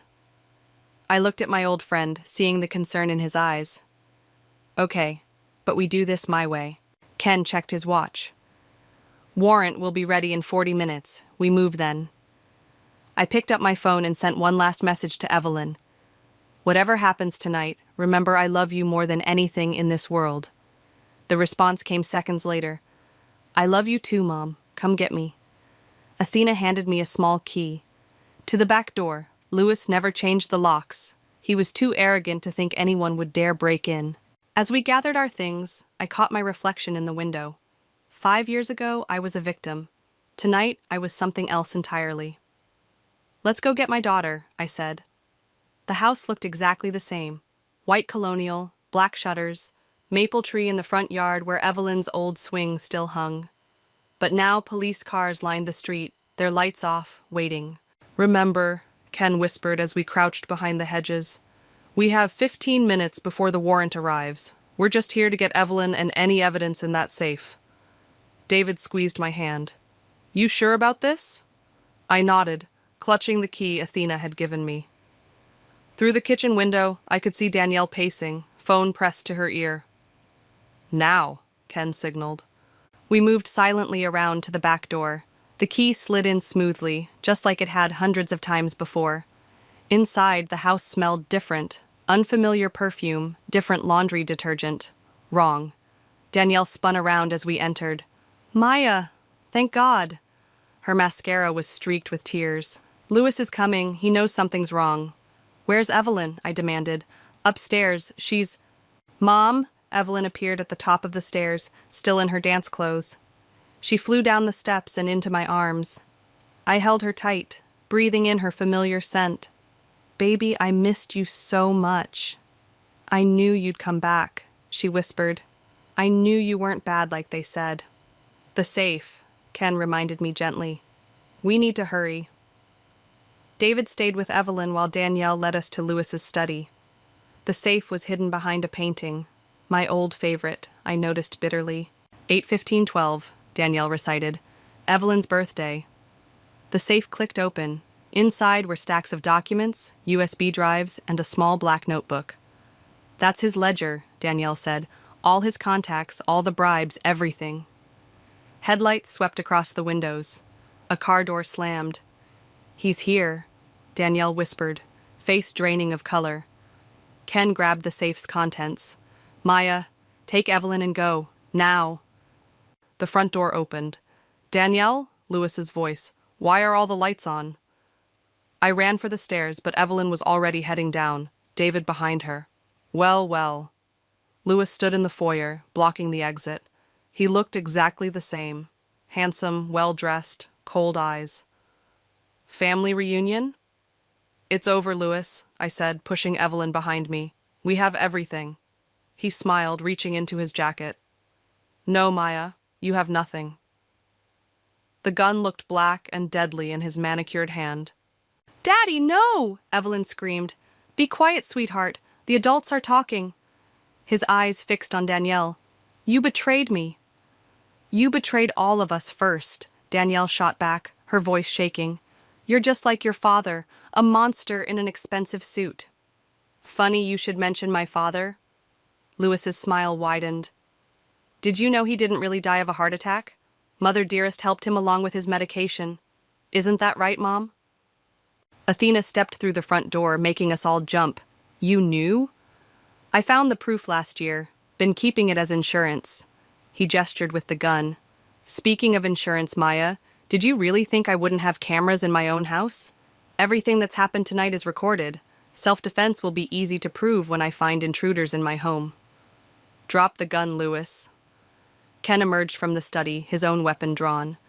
"Police are outside. It's finished." "Nothing's finished." Lewis's composure cracked. "I built this life. Everything I have. I earned." "By stealing my life?" I stepped forward. "By taking my daughter? By killing a judge?" "I did it for us," he said to Evelyn. "Everything I did was to give you a better life." "You took my mom away," Evelyn cried. "You lied to me." "Put the gun down," Ken repeated. "Don't make this worse." Lewis's hand trembled. "I can't go to prison. I can't—" "Lewis!" Athena's voice cracked like a whip. "Look at your daughter. Look at what you're doing to her." For a moment, something human flickered in his eyes. Then sirens wailed outside, and red and blue lights flooded the windows. "No!" He raised the gun. 3 things happened at once. Danielle lunged for Lewis, Ken fired, and David tackled me and Evelyn to the ground.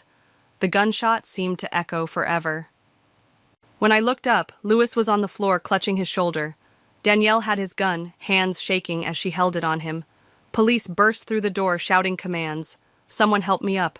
Evelyn clung to me, sobbing. "Maya?" David touched my face. "You okay?" I nodded, watching as officers handcuffed Lewis. He locked eyes with me as they led him past. "You'll regret this," he spat. "No," I said quietly. "I only regret trusting you in the first place." Athena approached Lewis, her face hard. "Your father would be proud. You managed to destroy this family even more thoroughly than he did." As they took him away, Evelyn's small hand slipped into mine. "Can I come home with you now?" I pulled her close, feeling David's steady presence behind us. "Yes, baby, we're going home." Outside, the night was alive with police lights and voices, but all I could feel was my daughter's hand in mine, and the weight of 5 years finally lifting from my shoulders. The courthouse buzzed with tension as I sat beside Ken, watching Lewis being led to the witness stand. 2 weeks had passed since that night at the house, and now everything was coming to light.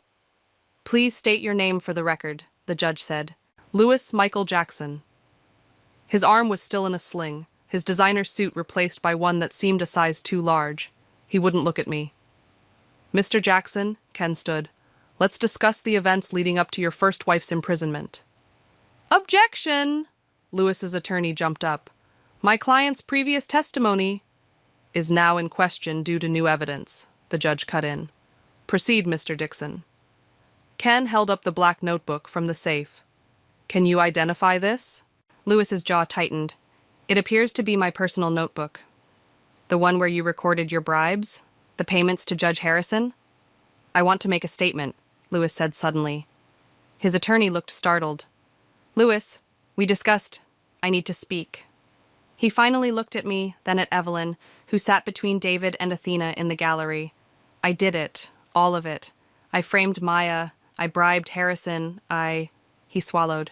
"I arranged his death when he threatened to confess." A gasp rippled through the courtroom. Evelyn buried her face in David's shoulder. And your current wife, Danielle Rose? Ken pressed. What was her role? She didn't know about Harrison. That was all me. Lewis's voice cracked. But she helped frame Maya. We both wanted what? Everything she had. The words seemed to deflate him. Maya was perfect. The perfect lawyer, perfect wife, perfect mother. Danielle always resented her success. And I needed her gone to access certain accounts, to hide what I'd been doing at the firm. Ken nodded to the bailiff, who opened the courtroom doors. Danielle walked in, escorted by 2 officers. She looked small, defeated. Ms. Rose, Ken said, please tell the court what you discovered in your husband's study the night of his arrest. Danielle's voice shook. Records, proof that he'd been embezzling from client accounts for years, that he'd arranged Harrison's murder, and, she looked at me, evidence that he'd planned Maya's frame-up months in advance. He used my jealousy against me, made me think it was my idea.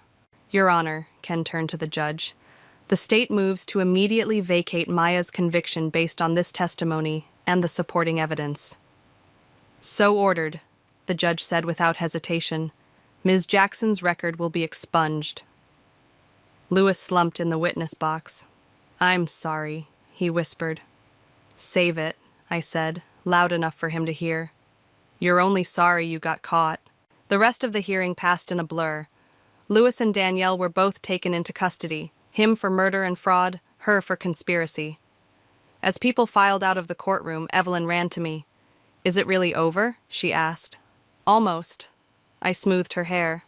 We still have the custody hearing tomorrow. That won't be necessary, a voice said. We turned to see Lewis's attorney. My client has agreed to surrender all parental rights. He says... The lawyer glanced at his notes. He says it's the least he can do. Athena approached, her heels clicking on the marble floor. Well, that's one decent decision he's made. Mom? Evelyn tugged my sleeve. Can we see Aunt Danielle before they take her away? I hesitated, but David touched my shoulder. Let her say goodbye. Danielle was waiting in a conference room, handcuffed and guarded. She started crying when she saw Evelyn. I'm so sorry, she said to both of us. Maya, I know I can never make it right. No, I agreed, you can't. But you helped bring him down in the end. That counts for something. Will you write to me? Evelyn asked her. From where you're going? Danielle wiped her eyes. If your mom says it's okay. I nodded slightly. Despite everything, she was still my sister, still Evelyn's aunt. Short letters, supervised. Thank you, Danielle whispered as the guards led her away. Outside the courthouse, reporters swarmed us. David and Athena formed a protective barrier while Ken handled the press. Maya, one reporter broke through. How does it feel to be exonerated? I pulled Evelyn close. Ask me in a few months. Right now, I just want to take my daughter home. And where is home now? Another called out. With me, David said firmly, surprising us all. For as long as they want. Later that night, after Evelyn had fallen asleep in the guest room of David's apartment, he found me on the balcony. Penny for your thoughts? I thought revenge would feel better, I admitted. More satisfying. Maybe because it wasn't really revenge in the end, he said. It was justice. I leaned against him, feeling the warmth of his body, the steadiness I'd always taken for granted. When did you get so wise? Around the same time you stopped being so stubborn, he smiled. Welcome back to the world, Maya. Inside, Evelyn called out in her sleep. As I went to comfort her, I realized David was right. This wasn't an ending fueled by revenge. It was a beginning built on truth. And maybe, just maybe, that was better. Mom, do I have to go to school today? Evelyn stood in David's kitchen, pushing her cereal around the bowl. 2 months had passed since the trial, but some mornings were still harder than others. What's really bothering you, sweetheart? Jamie Thompson told everyone her dad says I come from a family of criminals. She dropped her spoon. She said I'll probably end up in jail, too. I knelt beside her chair. Look at me. The actions of Louis and Danielle don't define you or me. But the doorbell rang. David answered it, and Athena swept in, elegant as ever. Good morning, my darlings. Evelyn, ready for our special day? I raised an eyebrow. Special day? Grandmother's privilege. Athena winked. I'm taking her out of school. We have a court date. My stomach dropped. What court date? The reading of Harrison's sealed testimony. She held up an official-looking envelope. His wife found it in their safe. He recorded everything before... She glanced at Evelyn. Before the incident. I want to go, Evelyn said firmly. I need to understand. David touched my shoulder. I'll come too. The courthouse was quieter this time. No media circus, just a small conference room where Ken waited with a video set up. Judge Harrison's wife sat in the corner, gray-faced but composed. You don't have to watch this, I told Evelyn. Yes, I do. She gripped my hand. I'm not a baby anymore. The video started. Harrison looked tired, haunted. If you're watching this, I'm probably dead. Louis Jackson will have made sure of that. He detailed everything. The bribes, the threats, the systematic corruption that had poisoned the justice system. Then he looked directly at the camera. Maya, I failed you. I knew the evidence was fabricated, but I took the money anyway. My wife was sick, the treatments were expensive. But those are excuses. I destroyed an innocent woman's life. Evelyn's hand tightened in mine. But Louis Jackson's crimes go deeper. He's been working with a human trafficking ring, using his firm to launder their money. The proof is in a storage unit under his wife's maiden name. Unit 247, Riverside Storage. Ken was already on his phone, calling it in. And Danielle, Harrison sighed. She came to me last year, wanted to confess. Louis threatened to kill her if she did. She's as much a victim as she is a perpetrator. The video ended. Mrs. Harrison stood slowly. My husband was a good man who made terrible choices, she said. He paid for them with his life, but he wanted the truth known. An hour later, we watched from Ken's office window as FBI agents raided the storage unit. Box after box of evidence emerged. This is bigger than we thought, Ken said grimly. Louis wasn't just corrupt, he was part of an international criminal organization. My phone buzzed. A text from Danielle's prison account. They're moving me to witness protection. Louis has connections inside. I'm scared. She needs to testify, Ken said, reading over my shoulder. She knows names, dates, everything. Will she be safe? I asked. We'll make sure of it. He paused. Maya, we need you too. Your old case files might contain evidence we missed. Evelyn, who'd been quiet since the video, suddenly spoke up. Mom was the best lawyer ever. She'll help catch all the bad guys. David smiled. She sure will. That evening, back at David's apartment, Evelyn was finally ready to talk. I used to think Daddy was a hero, she said, curled up on the couch between us. That you were the bad guy. I'm sorry. You have nothing to be sorry for, I told her. You were just a little girl. I'm not anymore. She sat up straighter. And I want to help. I remember things, conversations, people who came to the house. Maybe it could help catch them. David and I exchanged looks. It could be dangerous, he warned. I'm not afraid. She had my determination in her eyes. They hurt our family. They hurt lots of families. Someone has to stop them. My phone buzzed again. Athena. Board meeting tomorrow. Louis's partners are running scared. Time to take back your firm. What do you say, Mom? Evelyn asked. Can we fight back? Together? I looked at my daughter, seeing not just the little girl I'd lost, but the strong young woman she was becoming. At David, who'd stood by us through everything. At the life we were rebuilding, stronger than before. Together, I agreed. But first, you need to face Jamie Thompson. She grinned. Already handled it. Told her my mom's a hero who fights for justice. Shut her right up. David laughed. That's our girl. As Evelyn headed to bed, she paused in the doorway. Mom, I'm glad you never gave up. On justice? On us. After she left, David pulled me close. You know this isn't over. Louis's organization will fight back. Let them try. I thought of Harrison's confession, of Danielle's fear, of all the lives destroyed by corruption. We have something they don't. What's that? The truth. And this time we're not letting it stay buried. The law firm's conference room fell silent as I walked in, Athena at my side. 15 partners sat around the mahogany table, faces I'd once known well, now pale with worry. Gentlemen, Athena smiled coldly, I believe you know why we're here. You have no right, Thomas, the managing partner, started. Actually, she does. Alana entered, carrying a stack of files.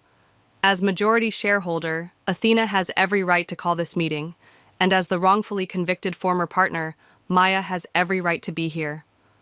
You're all implicated, I said, dropping Harrison's files on the table. Every single one of you knew what Lewis was doing. Some of you helped him. That's ridiculous, Patricia, a senior partner, protested.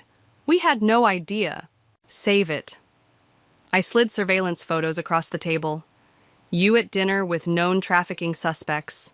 You signing documents for shell companies. You depositing unexplained cash into offshore accounts. The door opened again. Ken walked in with 2 FBI agents. Oh God, Thomas whispered. You have a choice, I said. Cooperate now. Tell us everything you know about Lewis's operation or go down with him. They'll kill us, Patricia's voice shook. You don't understand what you're dealing with. Actually, we do. Ken placed a laptop on the table, started a video.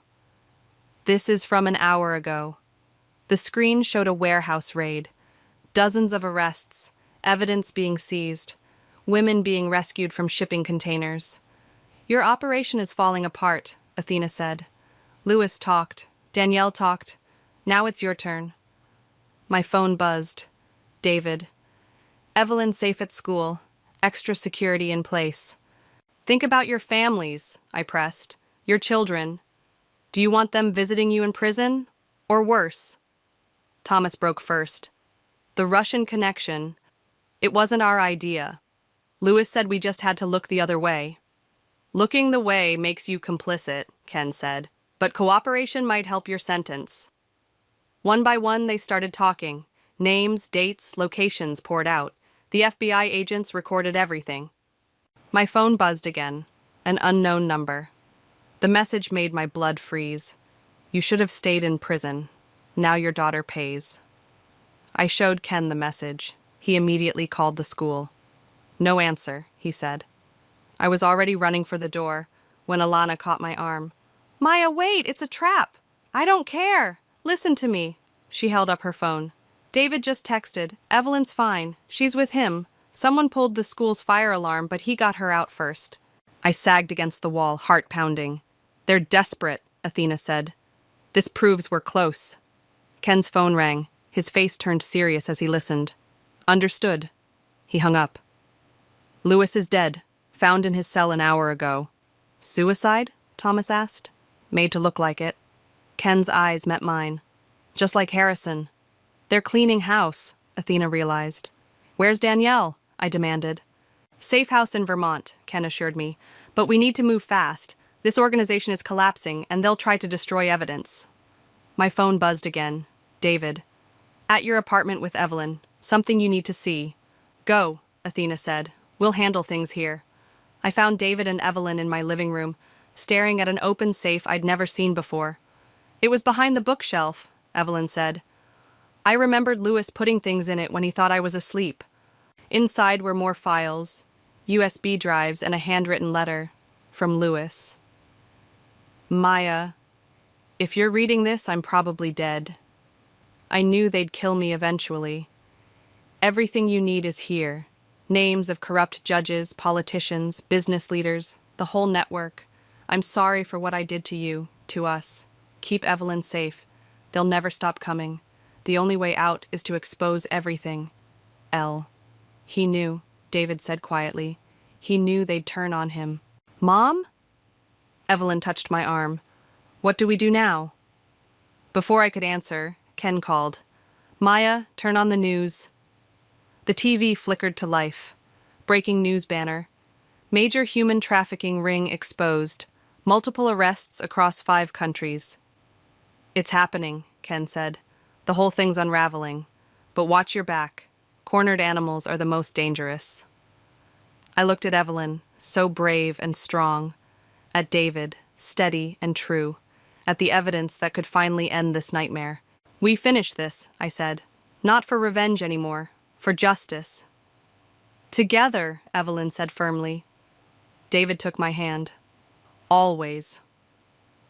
Outside, sirens wailed in the distance. The city was waking up to a new reality, one where the powerful weren't untouchable anymore. And somewhere in the chaos, truth was finally breaking free. The courthouse steps were crowded with reporters as I walked up them, Evelyn's hand in mine, David and Athena flanking us. This time, I wasn't here as a defendant or a victim. I was here to testify. Ready? Ken met us at the doors. Tell me again who's on trial today, Evelyn asked. 3 judges, 2 senators, and 4 corporate executives, Ken replied. All part of Lewis's network. Inside, Danielle waited in the witness room, looking different in her witness protection makeover. Maya? She hugged Evelyn, then stepped back. They're saying there are still people out there, people we missed. That's why we're here, I said, to finish this. The courtroom was packed. As I took the stand, I saw familiar faces in the gallery, partners from the firm, their families, victims of the trafficking ring. Even Mrs. Harrison sat there, nodding encouragingly. Ms. Jackson, the prosecutor began, please tell the court about the evidence you found in Lewis Jackson's hidden safe. I detailed everything. The money trails, the blackmail, the complex web of corruption that had ensnared so many lives. As I spoke, one of the defendants, Judge Reynolds, started whispering urgently to his lawyer. Your Honor, Reynolds' attorney stood, my client wishes to make a statement. The judge nodded. Reynolds approached the stand. There's a shipping container, he said quietly. Arriving tonight. Pier 17. More girls. I can't live with this anymore. The courtroom erupted. Ken was already on his phone, mobilizing teams. Court is adjourned until tomorrow, the judge announced over the chaos. Outside, Athena grabbed my arm. Maya, look. A black SUV was idling across the street. The window rolled down, revealing a face I recognized from Lewis's files. Victor, the trafficking ring's enforcer. Get Evelyn out of here, I told David. Mom, no, Evelyn protested. Go with David, please. As they retreated inside, Victor stepped out of the SUV. Ms. Jackson, we should talk. Nothing to talk about. There's always something, he smiled coldly. Your daughter is very pretty. My blood froze, but before I could respond, police cars surrounded the SUV. Ken emerged from the courthouse, weapon drawn. Victor Petrov, he called. You're under arrest. Victor reached into his jacket. Multiple shots rang out. He fell, gun clattering away unfired. Mom! Evelyn ran back outside, David close behind. I'm okay, I assured her. It's over. But it wasn't quite over. That night, we gathered in Ken's office, watching live feeds from Pier 17. SWAT teams moved in, freeing 37 women and arresting a dozen traffickers. They're singing like birds, Ken reported, giving up everyone involved. Danielle, who'd been quiet all day, finally spoke. I keep thinking about how it all started, how my jealousy of you led to all this. You helped end it, I reminded her. That counts for something. Maya. Athena entered holding papers. The firm's board voted. They want you back as managing partner. I looked at David, saw the question in his eyes. No, I said. I have a different idea. The next morning, I stood before the firm's remaining partners. We're converting the firm into a nonprofit, dedicated to helping trafficking victims, fighting corruption, providing pro bono services to those who need it most. Can we do that? Patricia asked. With Athena's backing and my leadership? Yes. I'm in, Alana said immediately. One by one, they all agreed. Later, at David's apartment, our apartment now, Evelyn worked on homework while David cooked dinner. Mom, she called, my essay topic is what justice means. Can I write about you? Write about all of us, I said, about how truth always finds a way, about how love is stronger than hate. About family, David added, bringing plates to the table. The ones we're born with and the ones we choose. My phone buzzed. Ken. Last defendant pleaded guilty. It's really over. Mom? Evelyn asked. Are you crying? Happy tears, I assured her. Just happy tears. The doorbell rang. Athena entered with Danielle, who looked nervous. I'm leaving for my new life tomorrow, she said, but I wanted to say goodbye properly. Evelyn hugged her aunt. Will we ever see you again? Someday, I said, surprising myself. When it's safe. I don't deserve forgiveness, Danielle whispered. Maybe not, but you deserve a chance to be better. We all do. As we sat down to dinner, this strange, broken, healing family, I thought about justice and revenge, about truth and redemption, about how sometimes the hardest person to forgive is yourself. To new beginnings, David proposed. To family, Athena added. To justice, Evelyn said firmly. I looked around the table at all these faces I loved and raised my glass. To all of it, every messy, beautiful piece. Outside, the city lights twinkled like stars, each one a reminder that even in the darkest places, light finds a way to shine through. The crystal wine glass trembled in my hand as I watched my mother-in-law's perfectly manicured fingers drum against the mahogany dining table. Every tap felt like a countdown to my inevitable humiliation. So, Eliana, Paula's voice dripped with artificial sweetness. How's that little online shop of yours doing? Still selling those, what do you call them? Ethnic accessories. I'm Eliana Santiago, and 3 months ago, I quit my corporate job to launch my own boutique. Tonight's dinner was supposed to be a celebration of my first successful quarter. Instead, it had become another stage for Paula's theatrical disapproval. Actually, we've had a great month, I said, straightening my spine. Our handcrafted bags are selling well, and we're planning to expand into... Darling, Paula interrupted, reaching for her wine. Wouldn't it be better to focus on something more substantial? Rhett's firm is always looking for marketing professionals. My husband squeezed my hand under the table. Mum, Eliana's business is substantial. She's already turning a profit. A profit? Paula laughed, the sound echoing through her massive dining room. What's that, dear? Enough to buy a new handbag from a real designer. Lauren, my sister-in-law, shifted uncomfortably in her seat. I actually bought one of Eliana's bags. The craftsmanship is incredible. Paula's eyes narrowed. Lauren, please, you're just encouraging this hobby. It's not a hobby, I said, my voice stronger than I felt.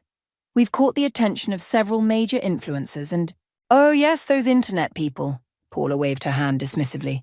Speaking of which, I had lunch with Brian Fernandez yesterday. You know, the investor you've been trying to meet with. My stomach dropped.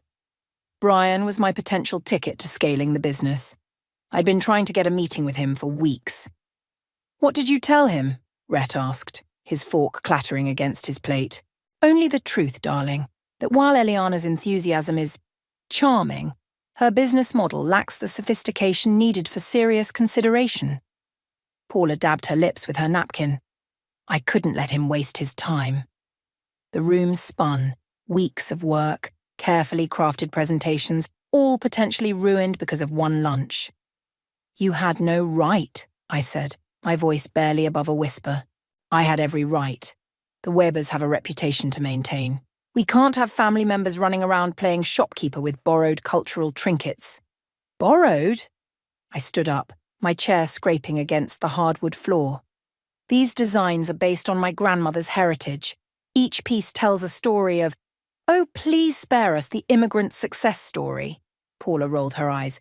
It's all very touching, but this isn't some feel-good movie, Eliana. This is real life. Rhett stood beside me. That's enough, Mom. Sit down, both of you. You're making a scene. Paula turned to the butler hovering nearby. James, bring out the dessert. My phone buzzed. An email notification. I opened it under the table, my hands shaking. Dear Ms. Santiago, after careful consideration, we regret to inform you that we'll have to cancel our upcoming order.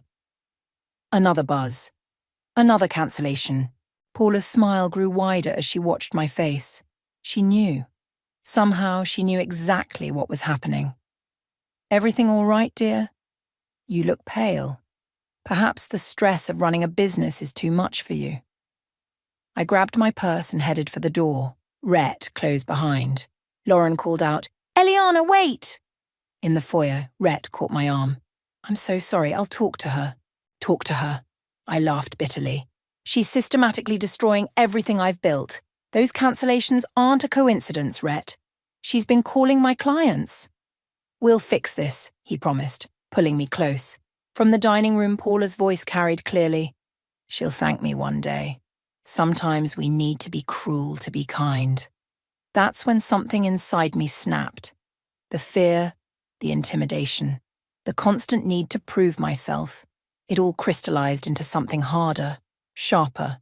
I pulled away from Rhett and walked back into the dining room. Paula looked up, surprised by my return. "You know what, Paula? You're right about one thing. This isn't a feel-good movie. But you've made a serious mistake." "Oh?" She raised an eyebrow. "And what's that?" "You assumed I'd break, that I'd crawl back to corporate life with my tail between my legs. But here's the thing about my grandmother's heritage. We don't break. We transform." I turned to leave, but not before catching Lauren's small smile and Paula's momentarily uncertain expression. In the car, my phone buzzed again. Another cancellation. But instead of despair, I felt something else. Determination. Paula Weber had just given me the greatest gift possible, a reason to succeed that went beyond profit margins and sales figures. She wanted to play games, fine. But she'd forgotten one crucial detail. I had nothing left to lose. And that made me more dangerous than she could imagine. My grandmother's weathered hands traced the intricate patterns on her old shawl as I sat cross-legged on her living room floor, surrounded by my laptop, sketch papers, and a rapidly cooling cup of café con leche. "Abuela, tell me again about the pattern," I said, pencil poised over my sketchbook. "The one from the Resistance." Francesca's eyes sparkled with memories. "Ah, mi amor. These weren't just pretty designs. Each pattern was a message, a secret code for those who knew how to read it. This spiral here, it meant safe passage. The broken line, danger ahead." I sketched frantically, my mind racing with possibilities. 3 days had passed since Paula's dinner party disaster, and I'd already lost 60% of my confirmed orders. But sitting here, listening to my grandmother's stories, I knew exactly what I had to do. My phone rang. "Rhett. Hey, love, how's the damage control going?" "It's not," I admitted, adding shading to my sketch, "but I have a different plan. I'm liquidating our savings." Silence crackled over the line. "Eliana, that's everything we have. I know. But I'm creating something new, something that matters." I looked at my grandmother, who was now humming softly as she folded her shawl. "Remember how you always said I should tell my story? Well, I'm finally ready." "Paula will hate it," he said, but I could hear the smile in his voice. "That's just a bonus." After hanging up, I showed my sketches to Francesca. Her eyes widened. "Mi niña, these are the patterns from the Resistance, but different." "Modern interpretations," I explained. "Each piece will tell a story of survival, of fighting back, but with a twist that speaks to today's world." The doorbell rang. Lauren stood on the porch, clutching a thick manila envelope. "Can I come in?" she asked, glancing nervously over her shoulder. "I have something you need to see."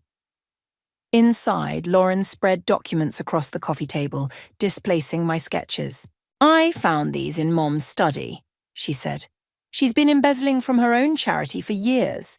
The numbers don't add up, and these offshore accounts." She pointed to several highlighted figures. "It's bad, Eliana, really bad." My hands shook as I examined the papers. "Why are you showing me this?" Lauren's eyes met mine. "Because I'm tired of her destroying people. What she did to your business? It's not the first time. She ruins anyone who threatens her social standing." Francesca hobbled over, peering at the documents. "Sometimes," she said softly, "the greatest revolution is simply telling the truth." I stared at the evidence of Paula's fraud, then at my sketches. An idea began to form. "Lauren, I need your help. Both of you." I pulled out my phone and dialed my supplier. Hi, Maria. Remember that crazy idea we discussed? I'm in. All in. The next 2 weeks became a blur of activity. I sold everything that wasn't essential, poured every penny into materials and production. Francesca's stories became the heart of each design, while Lauren secretly gathered more evidence of Paula's misconduct. My small workshop transformed into a war room of creativity. Every piece in the collection carried a hidden message, patterns that spoke of resistance, of standing up to oppression, but reimagined for modern women fighting modern battles. You're crazy, Rhett said one night watching me work, but I've never been more proud. Even though I'm risking everything. He picked up one of the finished bags, admiring the intricate pattern. Especially because of that. You're fighting back with beauty, with truth. It's brilliant. My phone buzzed with a text from Lauren. Mum's planning something big, be careful. As if on cue, an email arrived from my remaining major client cancelling their order. My hands trembled as I opened my banking app, checking our account balance. The numbers made my stomach lurch. We're almost out of money, I whispered. Rhett wrapped his arms around me. Then we've got nothing left to lose. Francesca, who had been quietly observing from her chair, spoke up. When they took everything from us, that's when we became most dangerous, because then we fought with our whole hearts. I looked at my grandmother, this tiny woman who had survived a revolution, who had carried her stories in secret patterns and whispered them to me at bedtime. Then I looked at my collection, her legacy transformed into something new and powerful. My phone buzzed again. An unknown number. Is this Eliana? Brian Fernandez here. I've been hearing some interesting things about your new collection. I caught my breath. Mr. Fernandez, Let me be clear, he cut in. Paula Weber has been insistent about keeping me away from your business, which frankly only made me more curious. I'd like to see what you're working on. Tomorrow, if possible. After hanging up, I stood in my workshop, surrounded by my grandmother's stories made manifest in leather and silk. Paula thought she could silence me, erase me. But she'd forgotten something crucial. Some stories refused to stay buried. I picked up one of the bags, running my fingers over the pattern that meant revolution is coming. Ready or not, Paula, I whispered. Here we go. Brian Fernandez's office felt like a fortress of glass and steel, 30 stories above the city. I clutched my sample bag tighter as his assistant led me through the doors. These patterns, Brian said, not bothering with pleasantries as he examined the bag. They're unlike anything I've seen in the market. Tell me about them. I placed my grandmother's shawl on his desk. Each design tells a story of resistance. This one, for example. His phone buzzed. He glanced at it and smirked. That's the third time Paula has called in the last hour. She seems very concerned about our meeting. I'm not surprised, I said, keeping my voice steady. She's invested a lot of energy in destroying my business. Yes, she mentioned something about protecting me from a bad investment. He set the phone aside. What she didn't mention was that your initial sales figures were impressive. Very impressive. A knock at the door interrupted us. Lauren burst in, ignoring the protesting assistant. Sorry I'm late, she said, dropping into the chair beside me. Traffic was terrible. Brian raised an eyebrow. Ms. Weber, this is unexpected. I'm here to support my sister-in-law, Lauren announced, pulling out a tablet. And to show you something interesting about my mother's charitable foundation. The one you've been considering partnering with? His expression sharpened. Go on. Lauren pulled up the documents she'd discovered, explaining the discrepancies while I sat in stunned silence. I hadn't expected her to be so bold. These are serious allegations, Brian said, studying the numbers. They're not allegations, Lauren replied. They're facts. Mum's been stealing from her own charity for years, using it as her personal piggy bank while pretending to help underprivileged women. Brian leaned back, steepling his fingers. And you're showing me this because? Because, I cut in, we're offering you a better investment opportunity. One with actual impact. I pulled out my business plan, spreading it across his desk. Each piece in my collection will partner with a legitimate women's organization. Real help for real women, with complete transparency. Plus, Lauren added, the designs are incredible, and they come with a built-in market of women who are tired of being silenced. Brian's phone buzzed again. Paula's name flashed on the screen. Should I take this? He asked, a slight smile playing at his lips. Actually, Lauren said, put it on speaker. He did. Brian, darling. Paula's voice filled the room. Please tell me you haven't met with that girl yet. Her little ethnic crafts project is beneath you. Now about my foundation's fundraiser next month. Paula, Brian interrupted, I'm in a meeting with Eliana and Lauren. The silence that followed was deafening. Lauren? Paula's voice cracked. What are you doing there? The right thing, Mom. Finally. Brian ended the call. Well, ladies, you've certainly made this interesting. He picked up one of my bags again. Tell me more about your production capacity.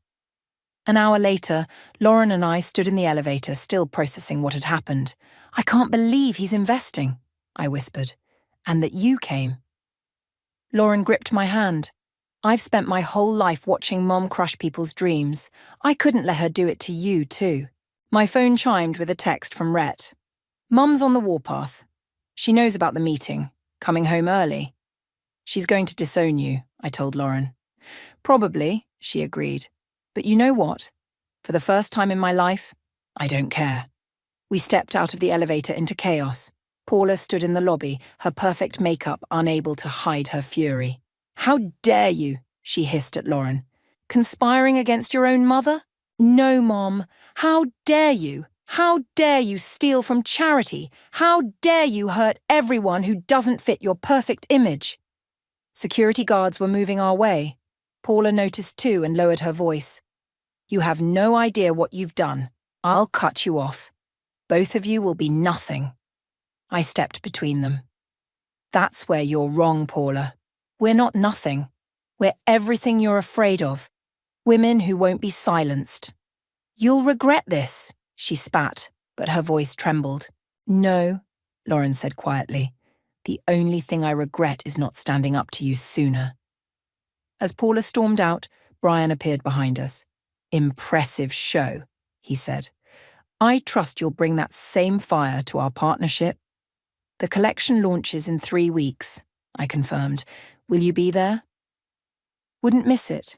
He handed me a check. Your first investment installment. Don't make me regret this. Outside, Lauren and I stood in the sunshine, still shaking from the confrontation. What now? She asked. I looked at the check in my hand, then at my phone where pictures of the collection's samples waited to be posted. Now, we launch a revolution, one handbag at a time. Lauren linked her arm through mine. Mum's going to try to stop us. Let her try, I said, thinking of my grandmother's resistance patterns. Some stories are stronger than fear. We walked away from the building, leaving Paula's world of artificial perfection behind. Ahead of us lay 3 weeks of hard work, but for the first time, I felt truly unstoppable. We had the truth on our side, and as my grandmother always said, truth was the strongest pattern of all. The morning of the launch, I arrived at the venue at dawn, my heart pounding as I unlocked the doors. The gallery space we'd rented was perfect, industrial chic with exposed brick walls that made the perfect backdrop for my collection. Looking good, boss, Maria, my lead seamstress, called out as she wheeled in the first rack of bags, though you might want to check social media. My stomach dropped as I pulled out my phone. The trending hashtag made my blood run cold. Fake designer. It's everywhere, Lauren said, rushing in with her tablet. Anonymous sources claiming you stole the designs that they're mass-produced knockoffs from overseas factories. I scrolled through the posts, each one worse than the last. Paula? Has to be, Lauren agreed. She's been meeting with her PR team all week. My phone rang. Brian. Tell me these allegations aren't true, he said without preamble. They're lies, I said, my voice firm. Every piece is original, inspired by my grandmother's resistance patterns. I can prove it. You'd better. The press is already asking questions. After hanging up, I called Rhett. Your mother's really done it this time, I said when he answered. I know. I'm with her now. He paused. She's hosting a press breakfast. talking about the importance of authentic design and cultural appreciation. I nearly dropped the phone. She's what? Says she's protecting the industry from frauds. Eliana, she's got photos of similar-looking bags from other designers. But those designs came from my grandmother. They're family patterns. Then prove it, he said simply. I looked around the gallery where my team was setting up, at the centerpiece display still empty, waiting for the star of the collection. Abuela, I said into the phone, I need you. Now, bring everything. 2 hours later, Francesca arrived with a trunk full of history. Together, we transformed one corner of the gallery into a living timeline. Her original shawls, photographs, documented stories of the resistance movements, all leading to my modern interpretations. Mi amor, she said, arranging her shawls. Your mother-in-law doesn't understand. These patterns aren't just designs, they're survival stories. The first reporters started arriving, drawn by Paula's allegations. But instead of finding a scandal, they found my grandmother holding court, captivating them with tales of revolution and resistance, showing how each pattern evolved from necessity to fashion. This spiral, she told a mesmerized journalist, it meant safe passage during the uprising. Now my granddaughter has transformed it into a symbol of modern women's journey. See how it flows into the bag's structure? Lauren burst in mid-afternoon. Mom's furious. Her breakfast backfired. Everyone's talking about the fascinating heritage angle of your collection. Good, I said, adjusting a display, because we're about to give them something bigger to talk about. I pulled out the centerpiece of the collection, a large tote bag with an intricate pattern that, at first glance, looked purely decorative. But embedded within the design were numbers, dates, and amounts matching the records Lauren had found of Paula's embezzlement. Is that what I think it is? Lauren whispered. The truth hidden in plain sight, just like my grandmother's resistance patterns. The gallery filled as launch time approached. Brian arrived with potential buyers.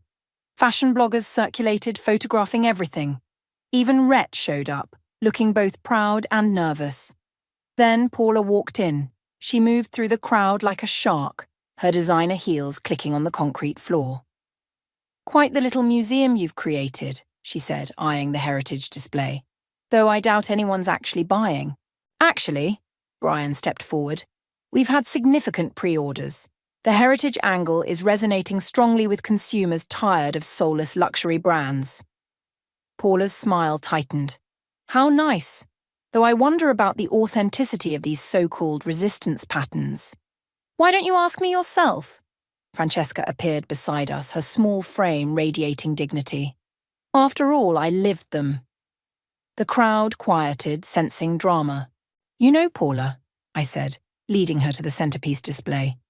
Some patterns tell stories we'd rather keep hidden, like this one. I watched her face as she examined the bag, saw the exact moment she recognized the numbers woven into the design. You wouldn't, she whispered. Try me. Ladies and gentlemen, I addressed the crowd, I'd like to tell you about this special piece.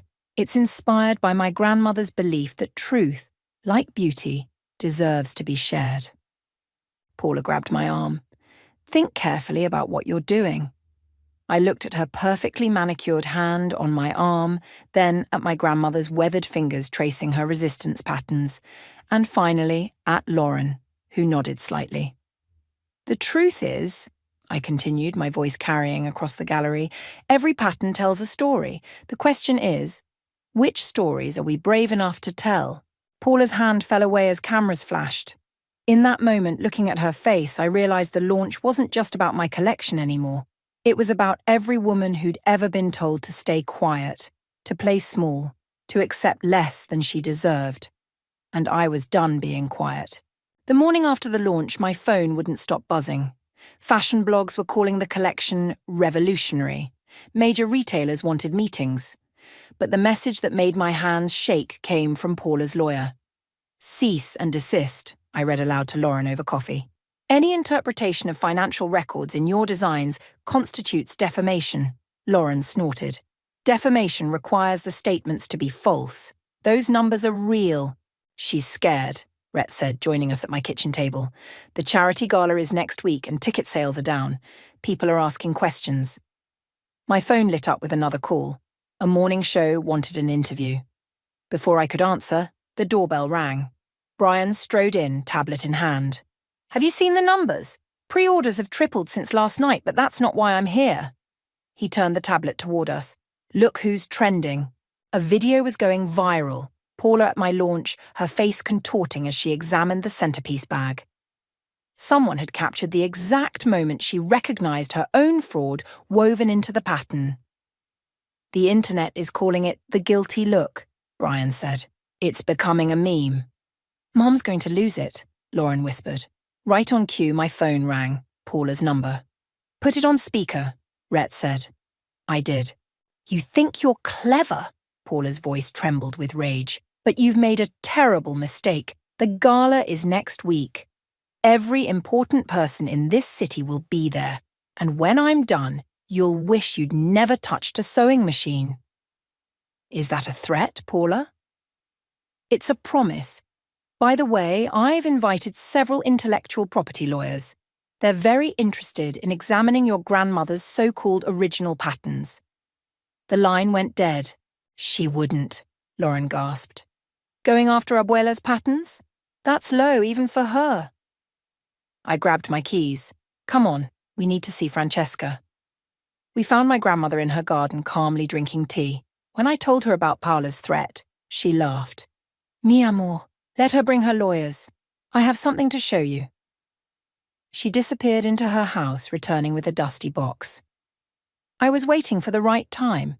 Inside were dozens of yellow documents, official patents and design registrations dating back decades.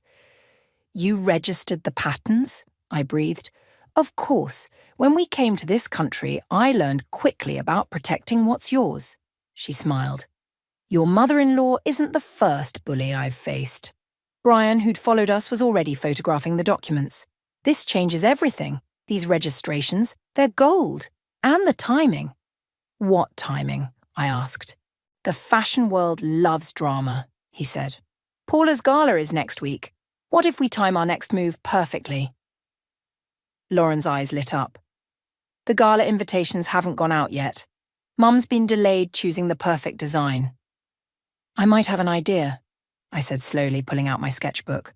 "But I'll need your help, Lauren. All of your help." Over the next few days, we worked in secret. Lauren provided the guest list. Brian connected me with a high-end printer.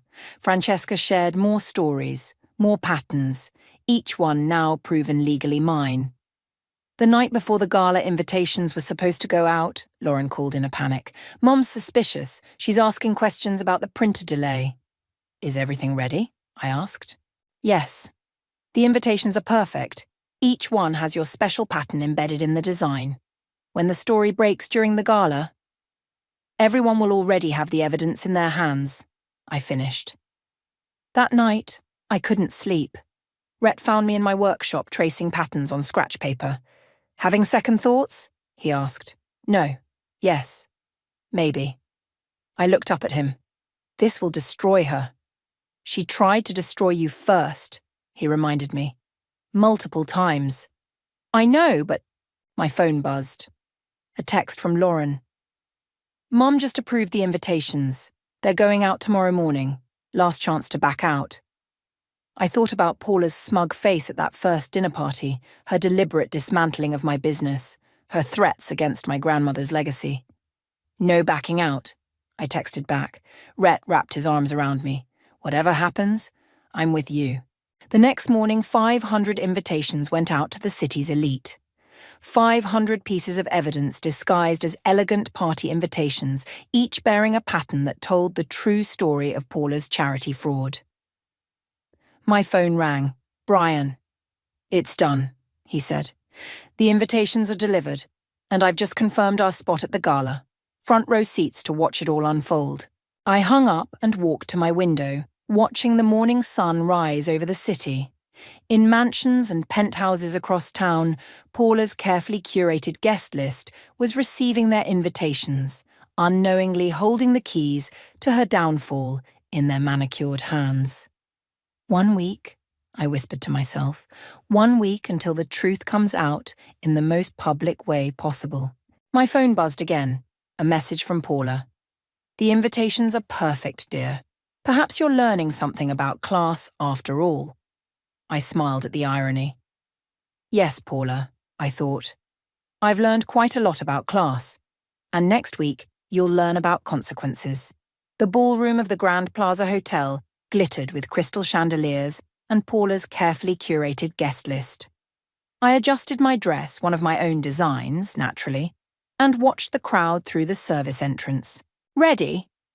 Lauren appeared beside me, stunning in midnight blue. Mum's about to make her entrance.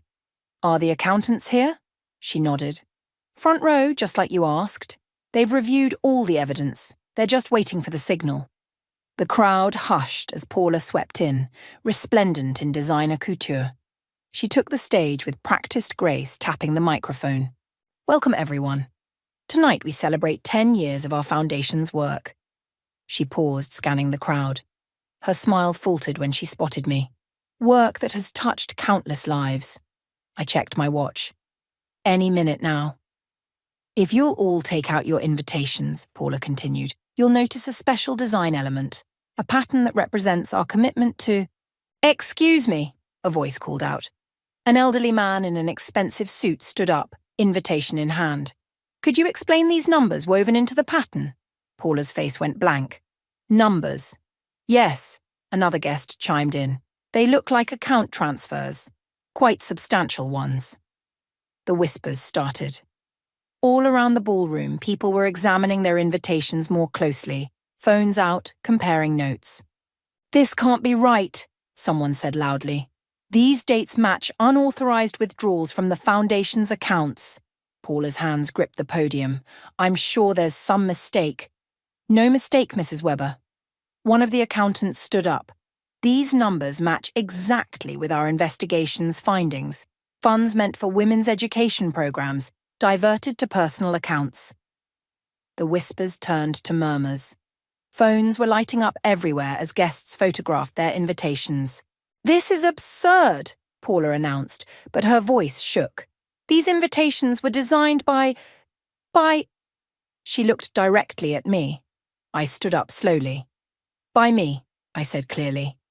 Using my grandmother's resistance patterns, the same ones you tried to discredit, except this time they're telling a modern story of corruption. Security, Paula called out. Remove her. I wouldn't, Brian stood up. Not unless you want to add assault charges to the fraud allegations. Paula's perfect composure cracked. Lauren, darling, help Mommy explain. Explain what, Mom? Lauren's voice carried across the suddenly silent room. How you stole from your own charity. How you used that money to maintain your social status while destroying anyone who threatened it. I did it for you. Paula's voice rose hysterically. Everything I did was to maintain our position, our influence. No, Lauren said quietly. You did it for yourself. The room erupted in chaos. Reporters who'd been invited to cover the gala were suddenly conducting a very different kind of interview. Phones were ringing as board members called their lawyers. And in the middle of it all, Paula stood frozen at the podium. I made my way toward her, but Rhett got there first. Mum, he said softly, it's over. Paula's face crumpled. For a moment, I saw something I'd never seen before. Fear. Real, raw fear in the eyes of a woman who'd always been so carefully controlled. You don't understand, she whispered. Without this, without my reputation, I'm nothing. Something twisted in my chest. This was what I'd wanted, wasn't it? To see her broken, humiliated, just as she'd tried to humiliate me. But watching her stand there, her perfect world crashing down, I felt no triumph, only a hollow sadness. Mrs. Weber? A police officer appeared beside her. We need you to come with us. As they led her away, she turned to me one last time. I hope you're happy now. I'm not, I said honestly. But maybe that's the difference between us. The media frenzy lasted for hours. By midnight, Juice Charity Gate scandal was trending nationwide. Lauren was speaking with foundation board members about emergency restructuring. Brian was handling press inquiries about our partnership. I found myself on the hotel's terrace away from the chaos. Rhett joined me, loosening his tie. "You okay?" he asked. "I thought this would feel different," I admitted. "More satisfying." "Because you're not like her," he said simply. "Your grandmother's patterns weren't just about resistance. They were about survival. About building something better." My phone buzzed. A message from Francesca. "Remember, mi amor, true victory isn't in destroying your enemies. It's in building something they can't tear down." I looked back through the glass doors at the scattered remains of Paula's gala. At Lauren, strong and capable, already working to save the Foundation's mission. At the guests examining my designs with new interest, seeing the power of patterns that told the truth. "So what now?" Rhett asked. I squeezed his hand, thinking of all the women who could be helped by a properly run foundation, of all the stories still waiting to be told through my designs. "Now," I said, "we build something better." Inside, the chaos continued, but out here, under the stars, I finally understood. Sometimes the greatest revenge isn't in destroying your enemy's world, it's in creating a better one of your own. 3 days after the gala, I stood outside the county jail, my heart pounding. The guard led me through security to a stark visiting room where Paula sat, wearing an orange jumpsuit that clashed horribly with her perfectly maintained hair. "Come to gloat?" she asked as I sat down. "No, I came to make you an offer." She laughed bitterly. "What could you possibly offer me now? You've taken everything." "Actually, I'm offering to give something back." I placed a folder on the table between us. The foundation. That got her attention. "Lauren and I have been working with the board. They're willing to drop some of the charges if you agree to our terms." "Which are?" "Step down completely. Let us restructure the foundation with full transparency. And," I took a deep breath, "work with us to make it what it should have been all along." Paula's perfectly plucked eyebrows shot up. "You want me to work with you? You have connections we need. Real relationships with donors. Knowledge of how these circles work. Use that for good this time." "And why would I do that?" "Because your other option is fighting federal fraud charges. Your choice." She studied me for a long moment. "You're nothing like what I expected, you know. When Rhett first brought you home, I thought you were just another social climber." "Maybe that's been your problem all along," I said. "You see everyone as either a threat or a tool." The door opened and Lauren walked in. Paula's composure cracked slightly. "Hi, Mom," Lauren said softly. "Lauren, darling, you look different." "I feel different. Stronger." Lauren sat beside me. "We've been going through the Foundation's records. You actually had some amazing ideas in the beginning, before it became about status and power." Paula's hands trembled slightly.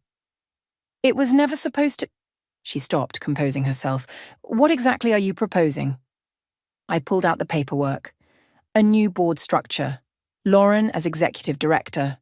You as a special advisor, once the legal issues are resolved.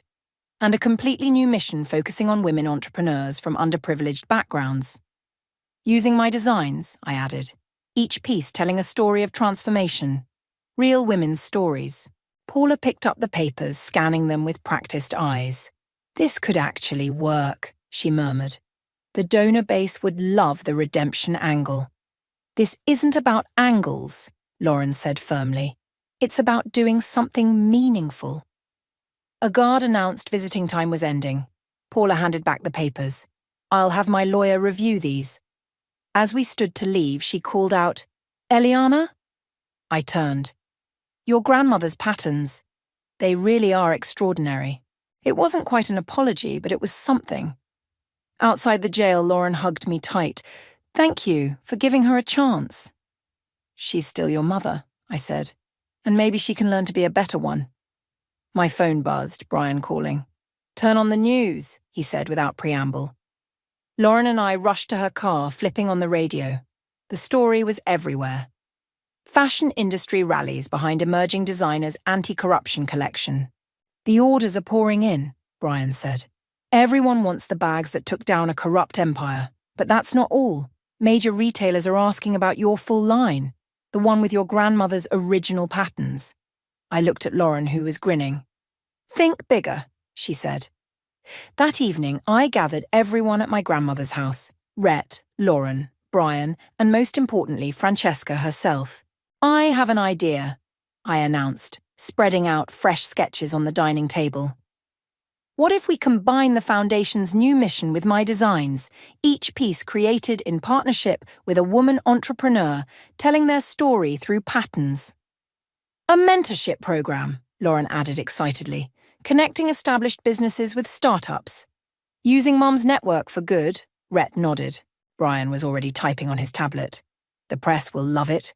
Redemption, innovation, social impact. It's perfect. But I was watching my grandmother, who had been quietly examining my sketches. Abuela? What do you think? She picked up one of the drawings, a design that incorporated both her resistance patterns and modern elements. When I created these patterns, she said slowly, they were about survival, about keeping hope alive in dark times. She smiled. But you, mi amor, you've made them about thriving, about helping others rise. Is that okay? I asked softly. She cupped my face in her weathered hands. It's better than okay. It's exactly what they were meant to become. My phone chimed with a message from Paula's lawyer. She was accepting our offer. Well, Brian said, raising his coffee cup, here's to new patterns. To new stories, Lauren added. To second chances, Rhett smiled. I looked around at this unlikely family we'd created, my husband, his sister, my grandmother, our allies, and felt something settle in my heart. The patterns of our lives were shifting, weaving together into something stronger and more beautiful than before.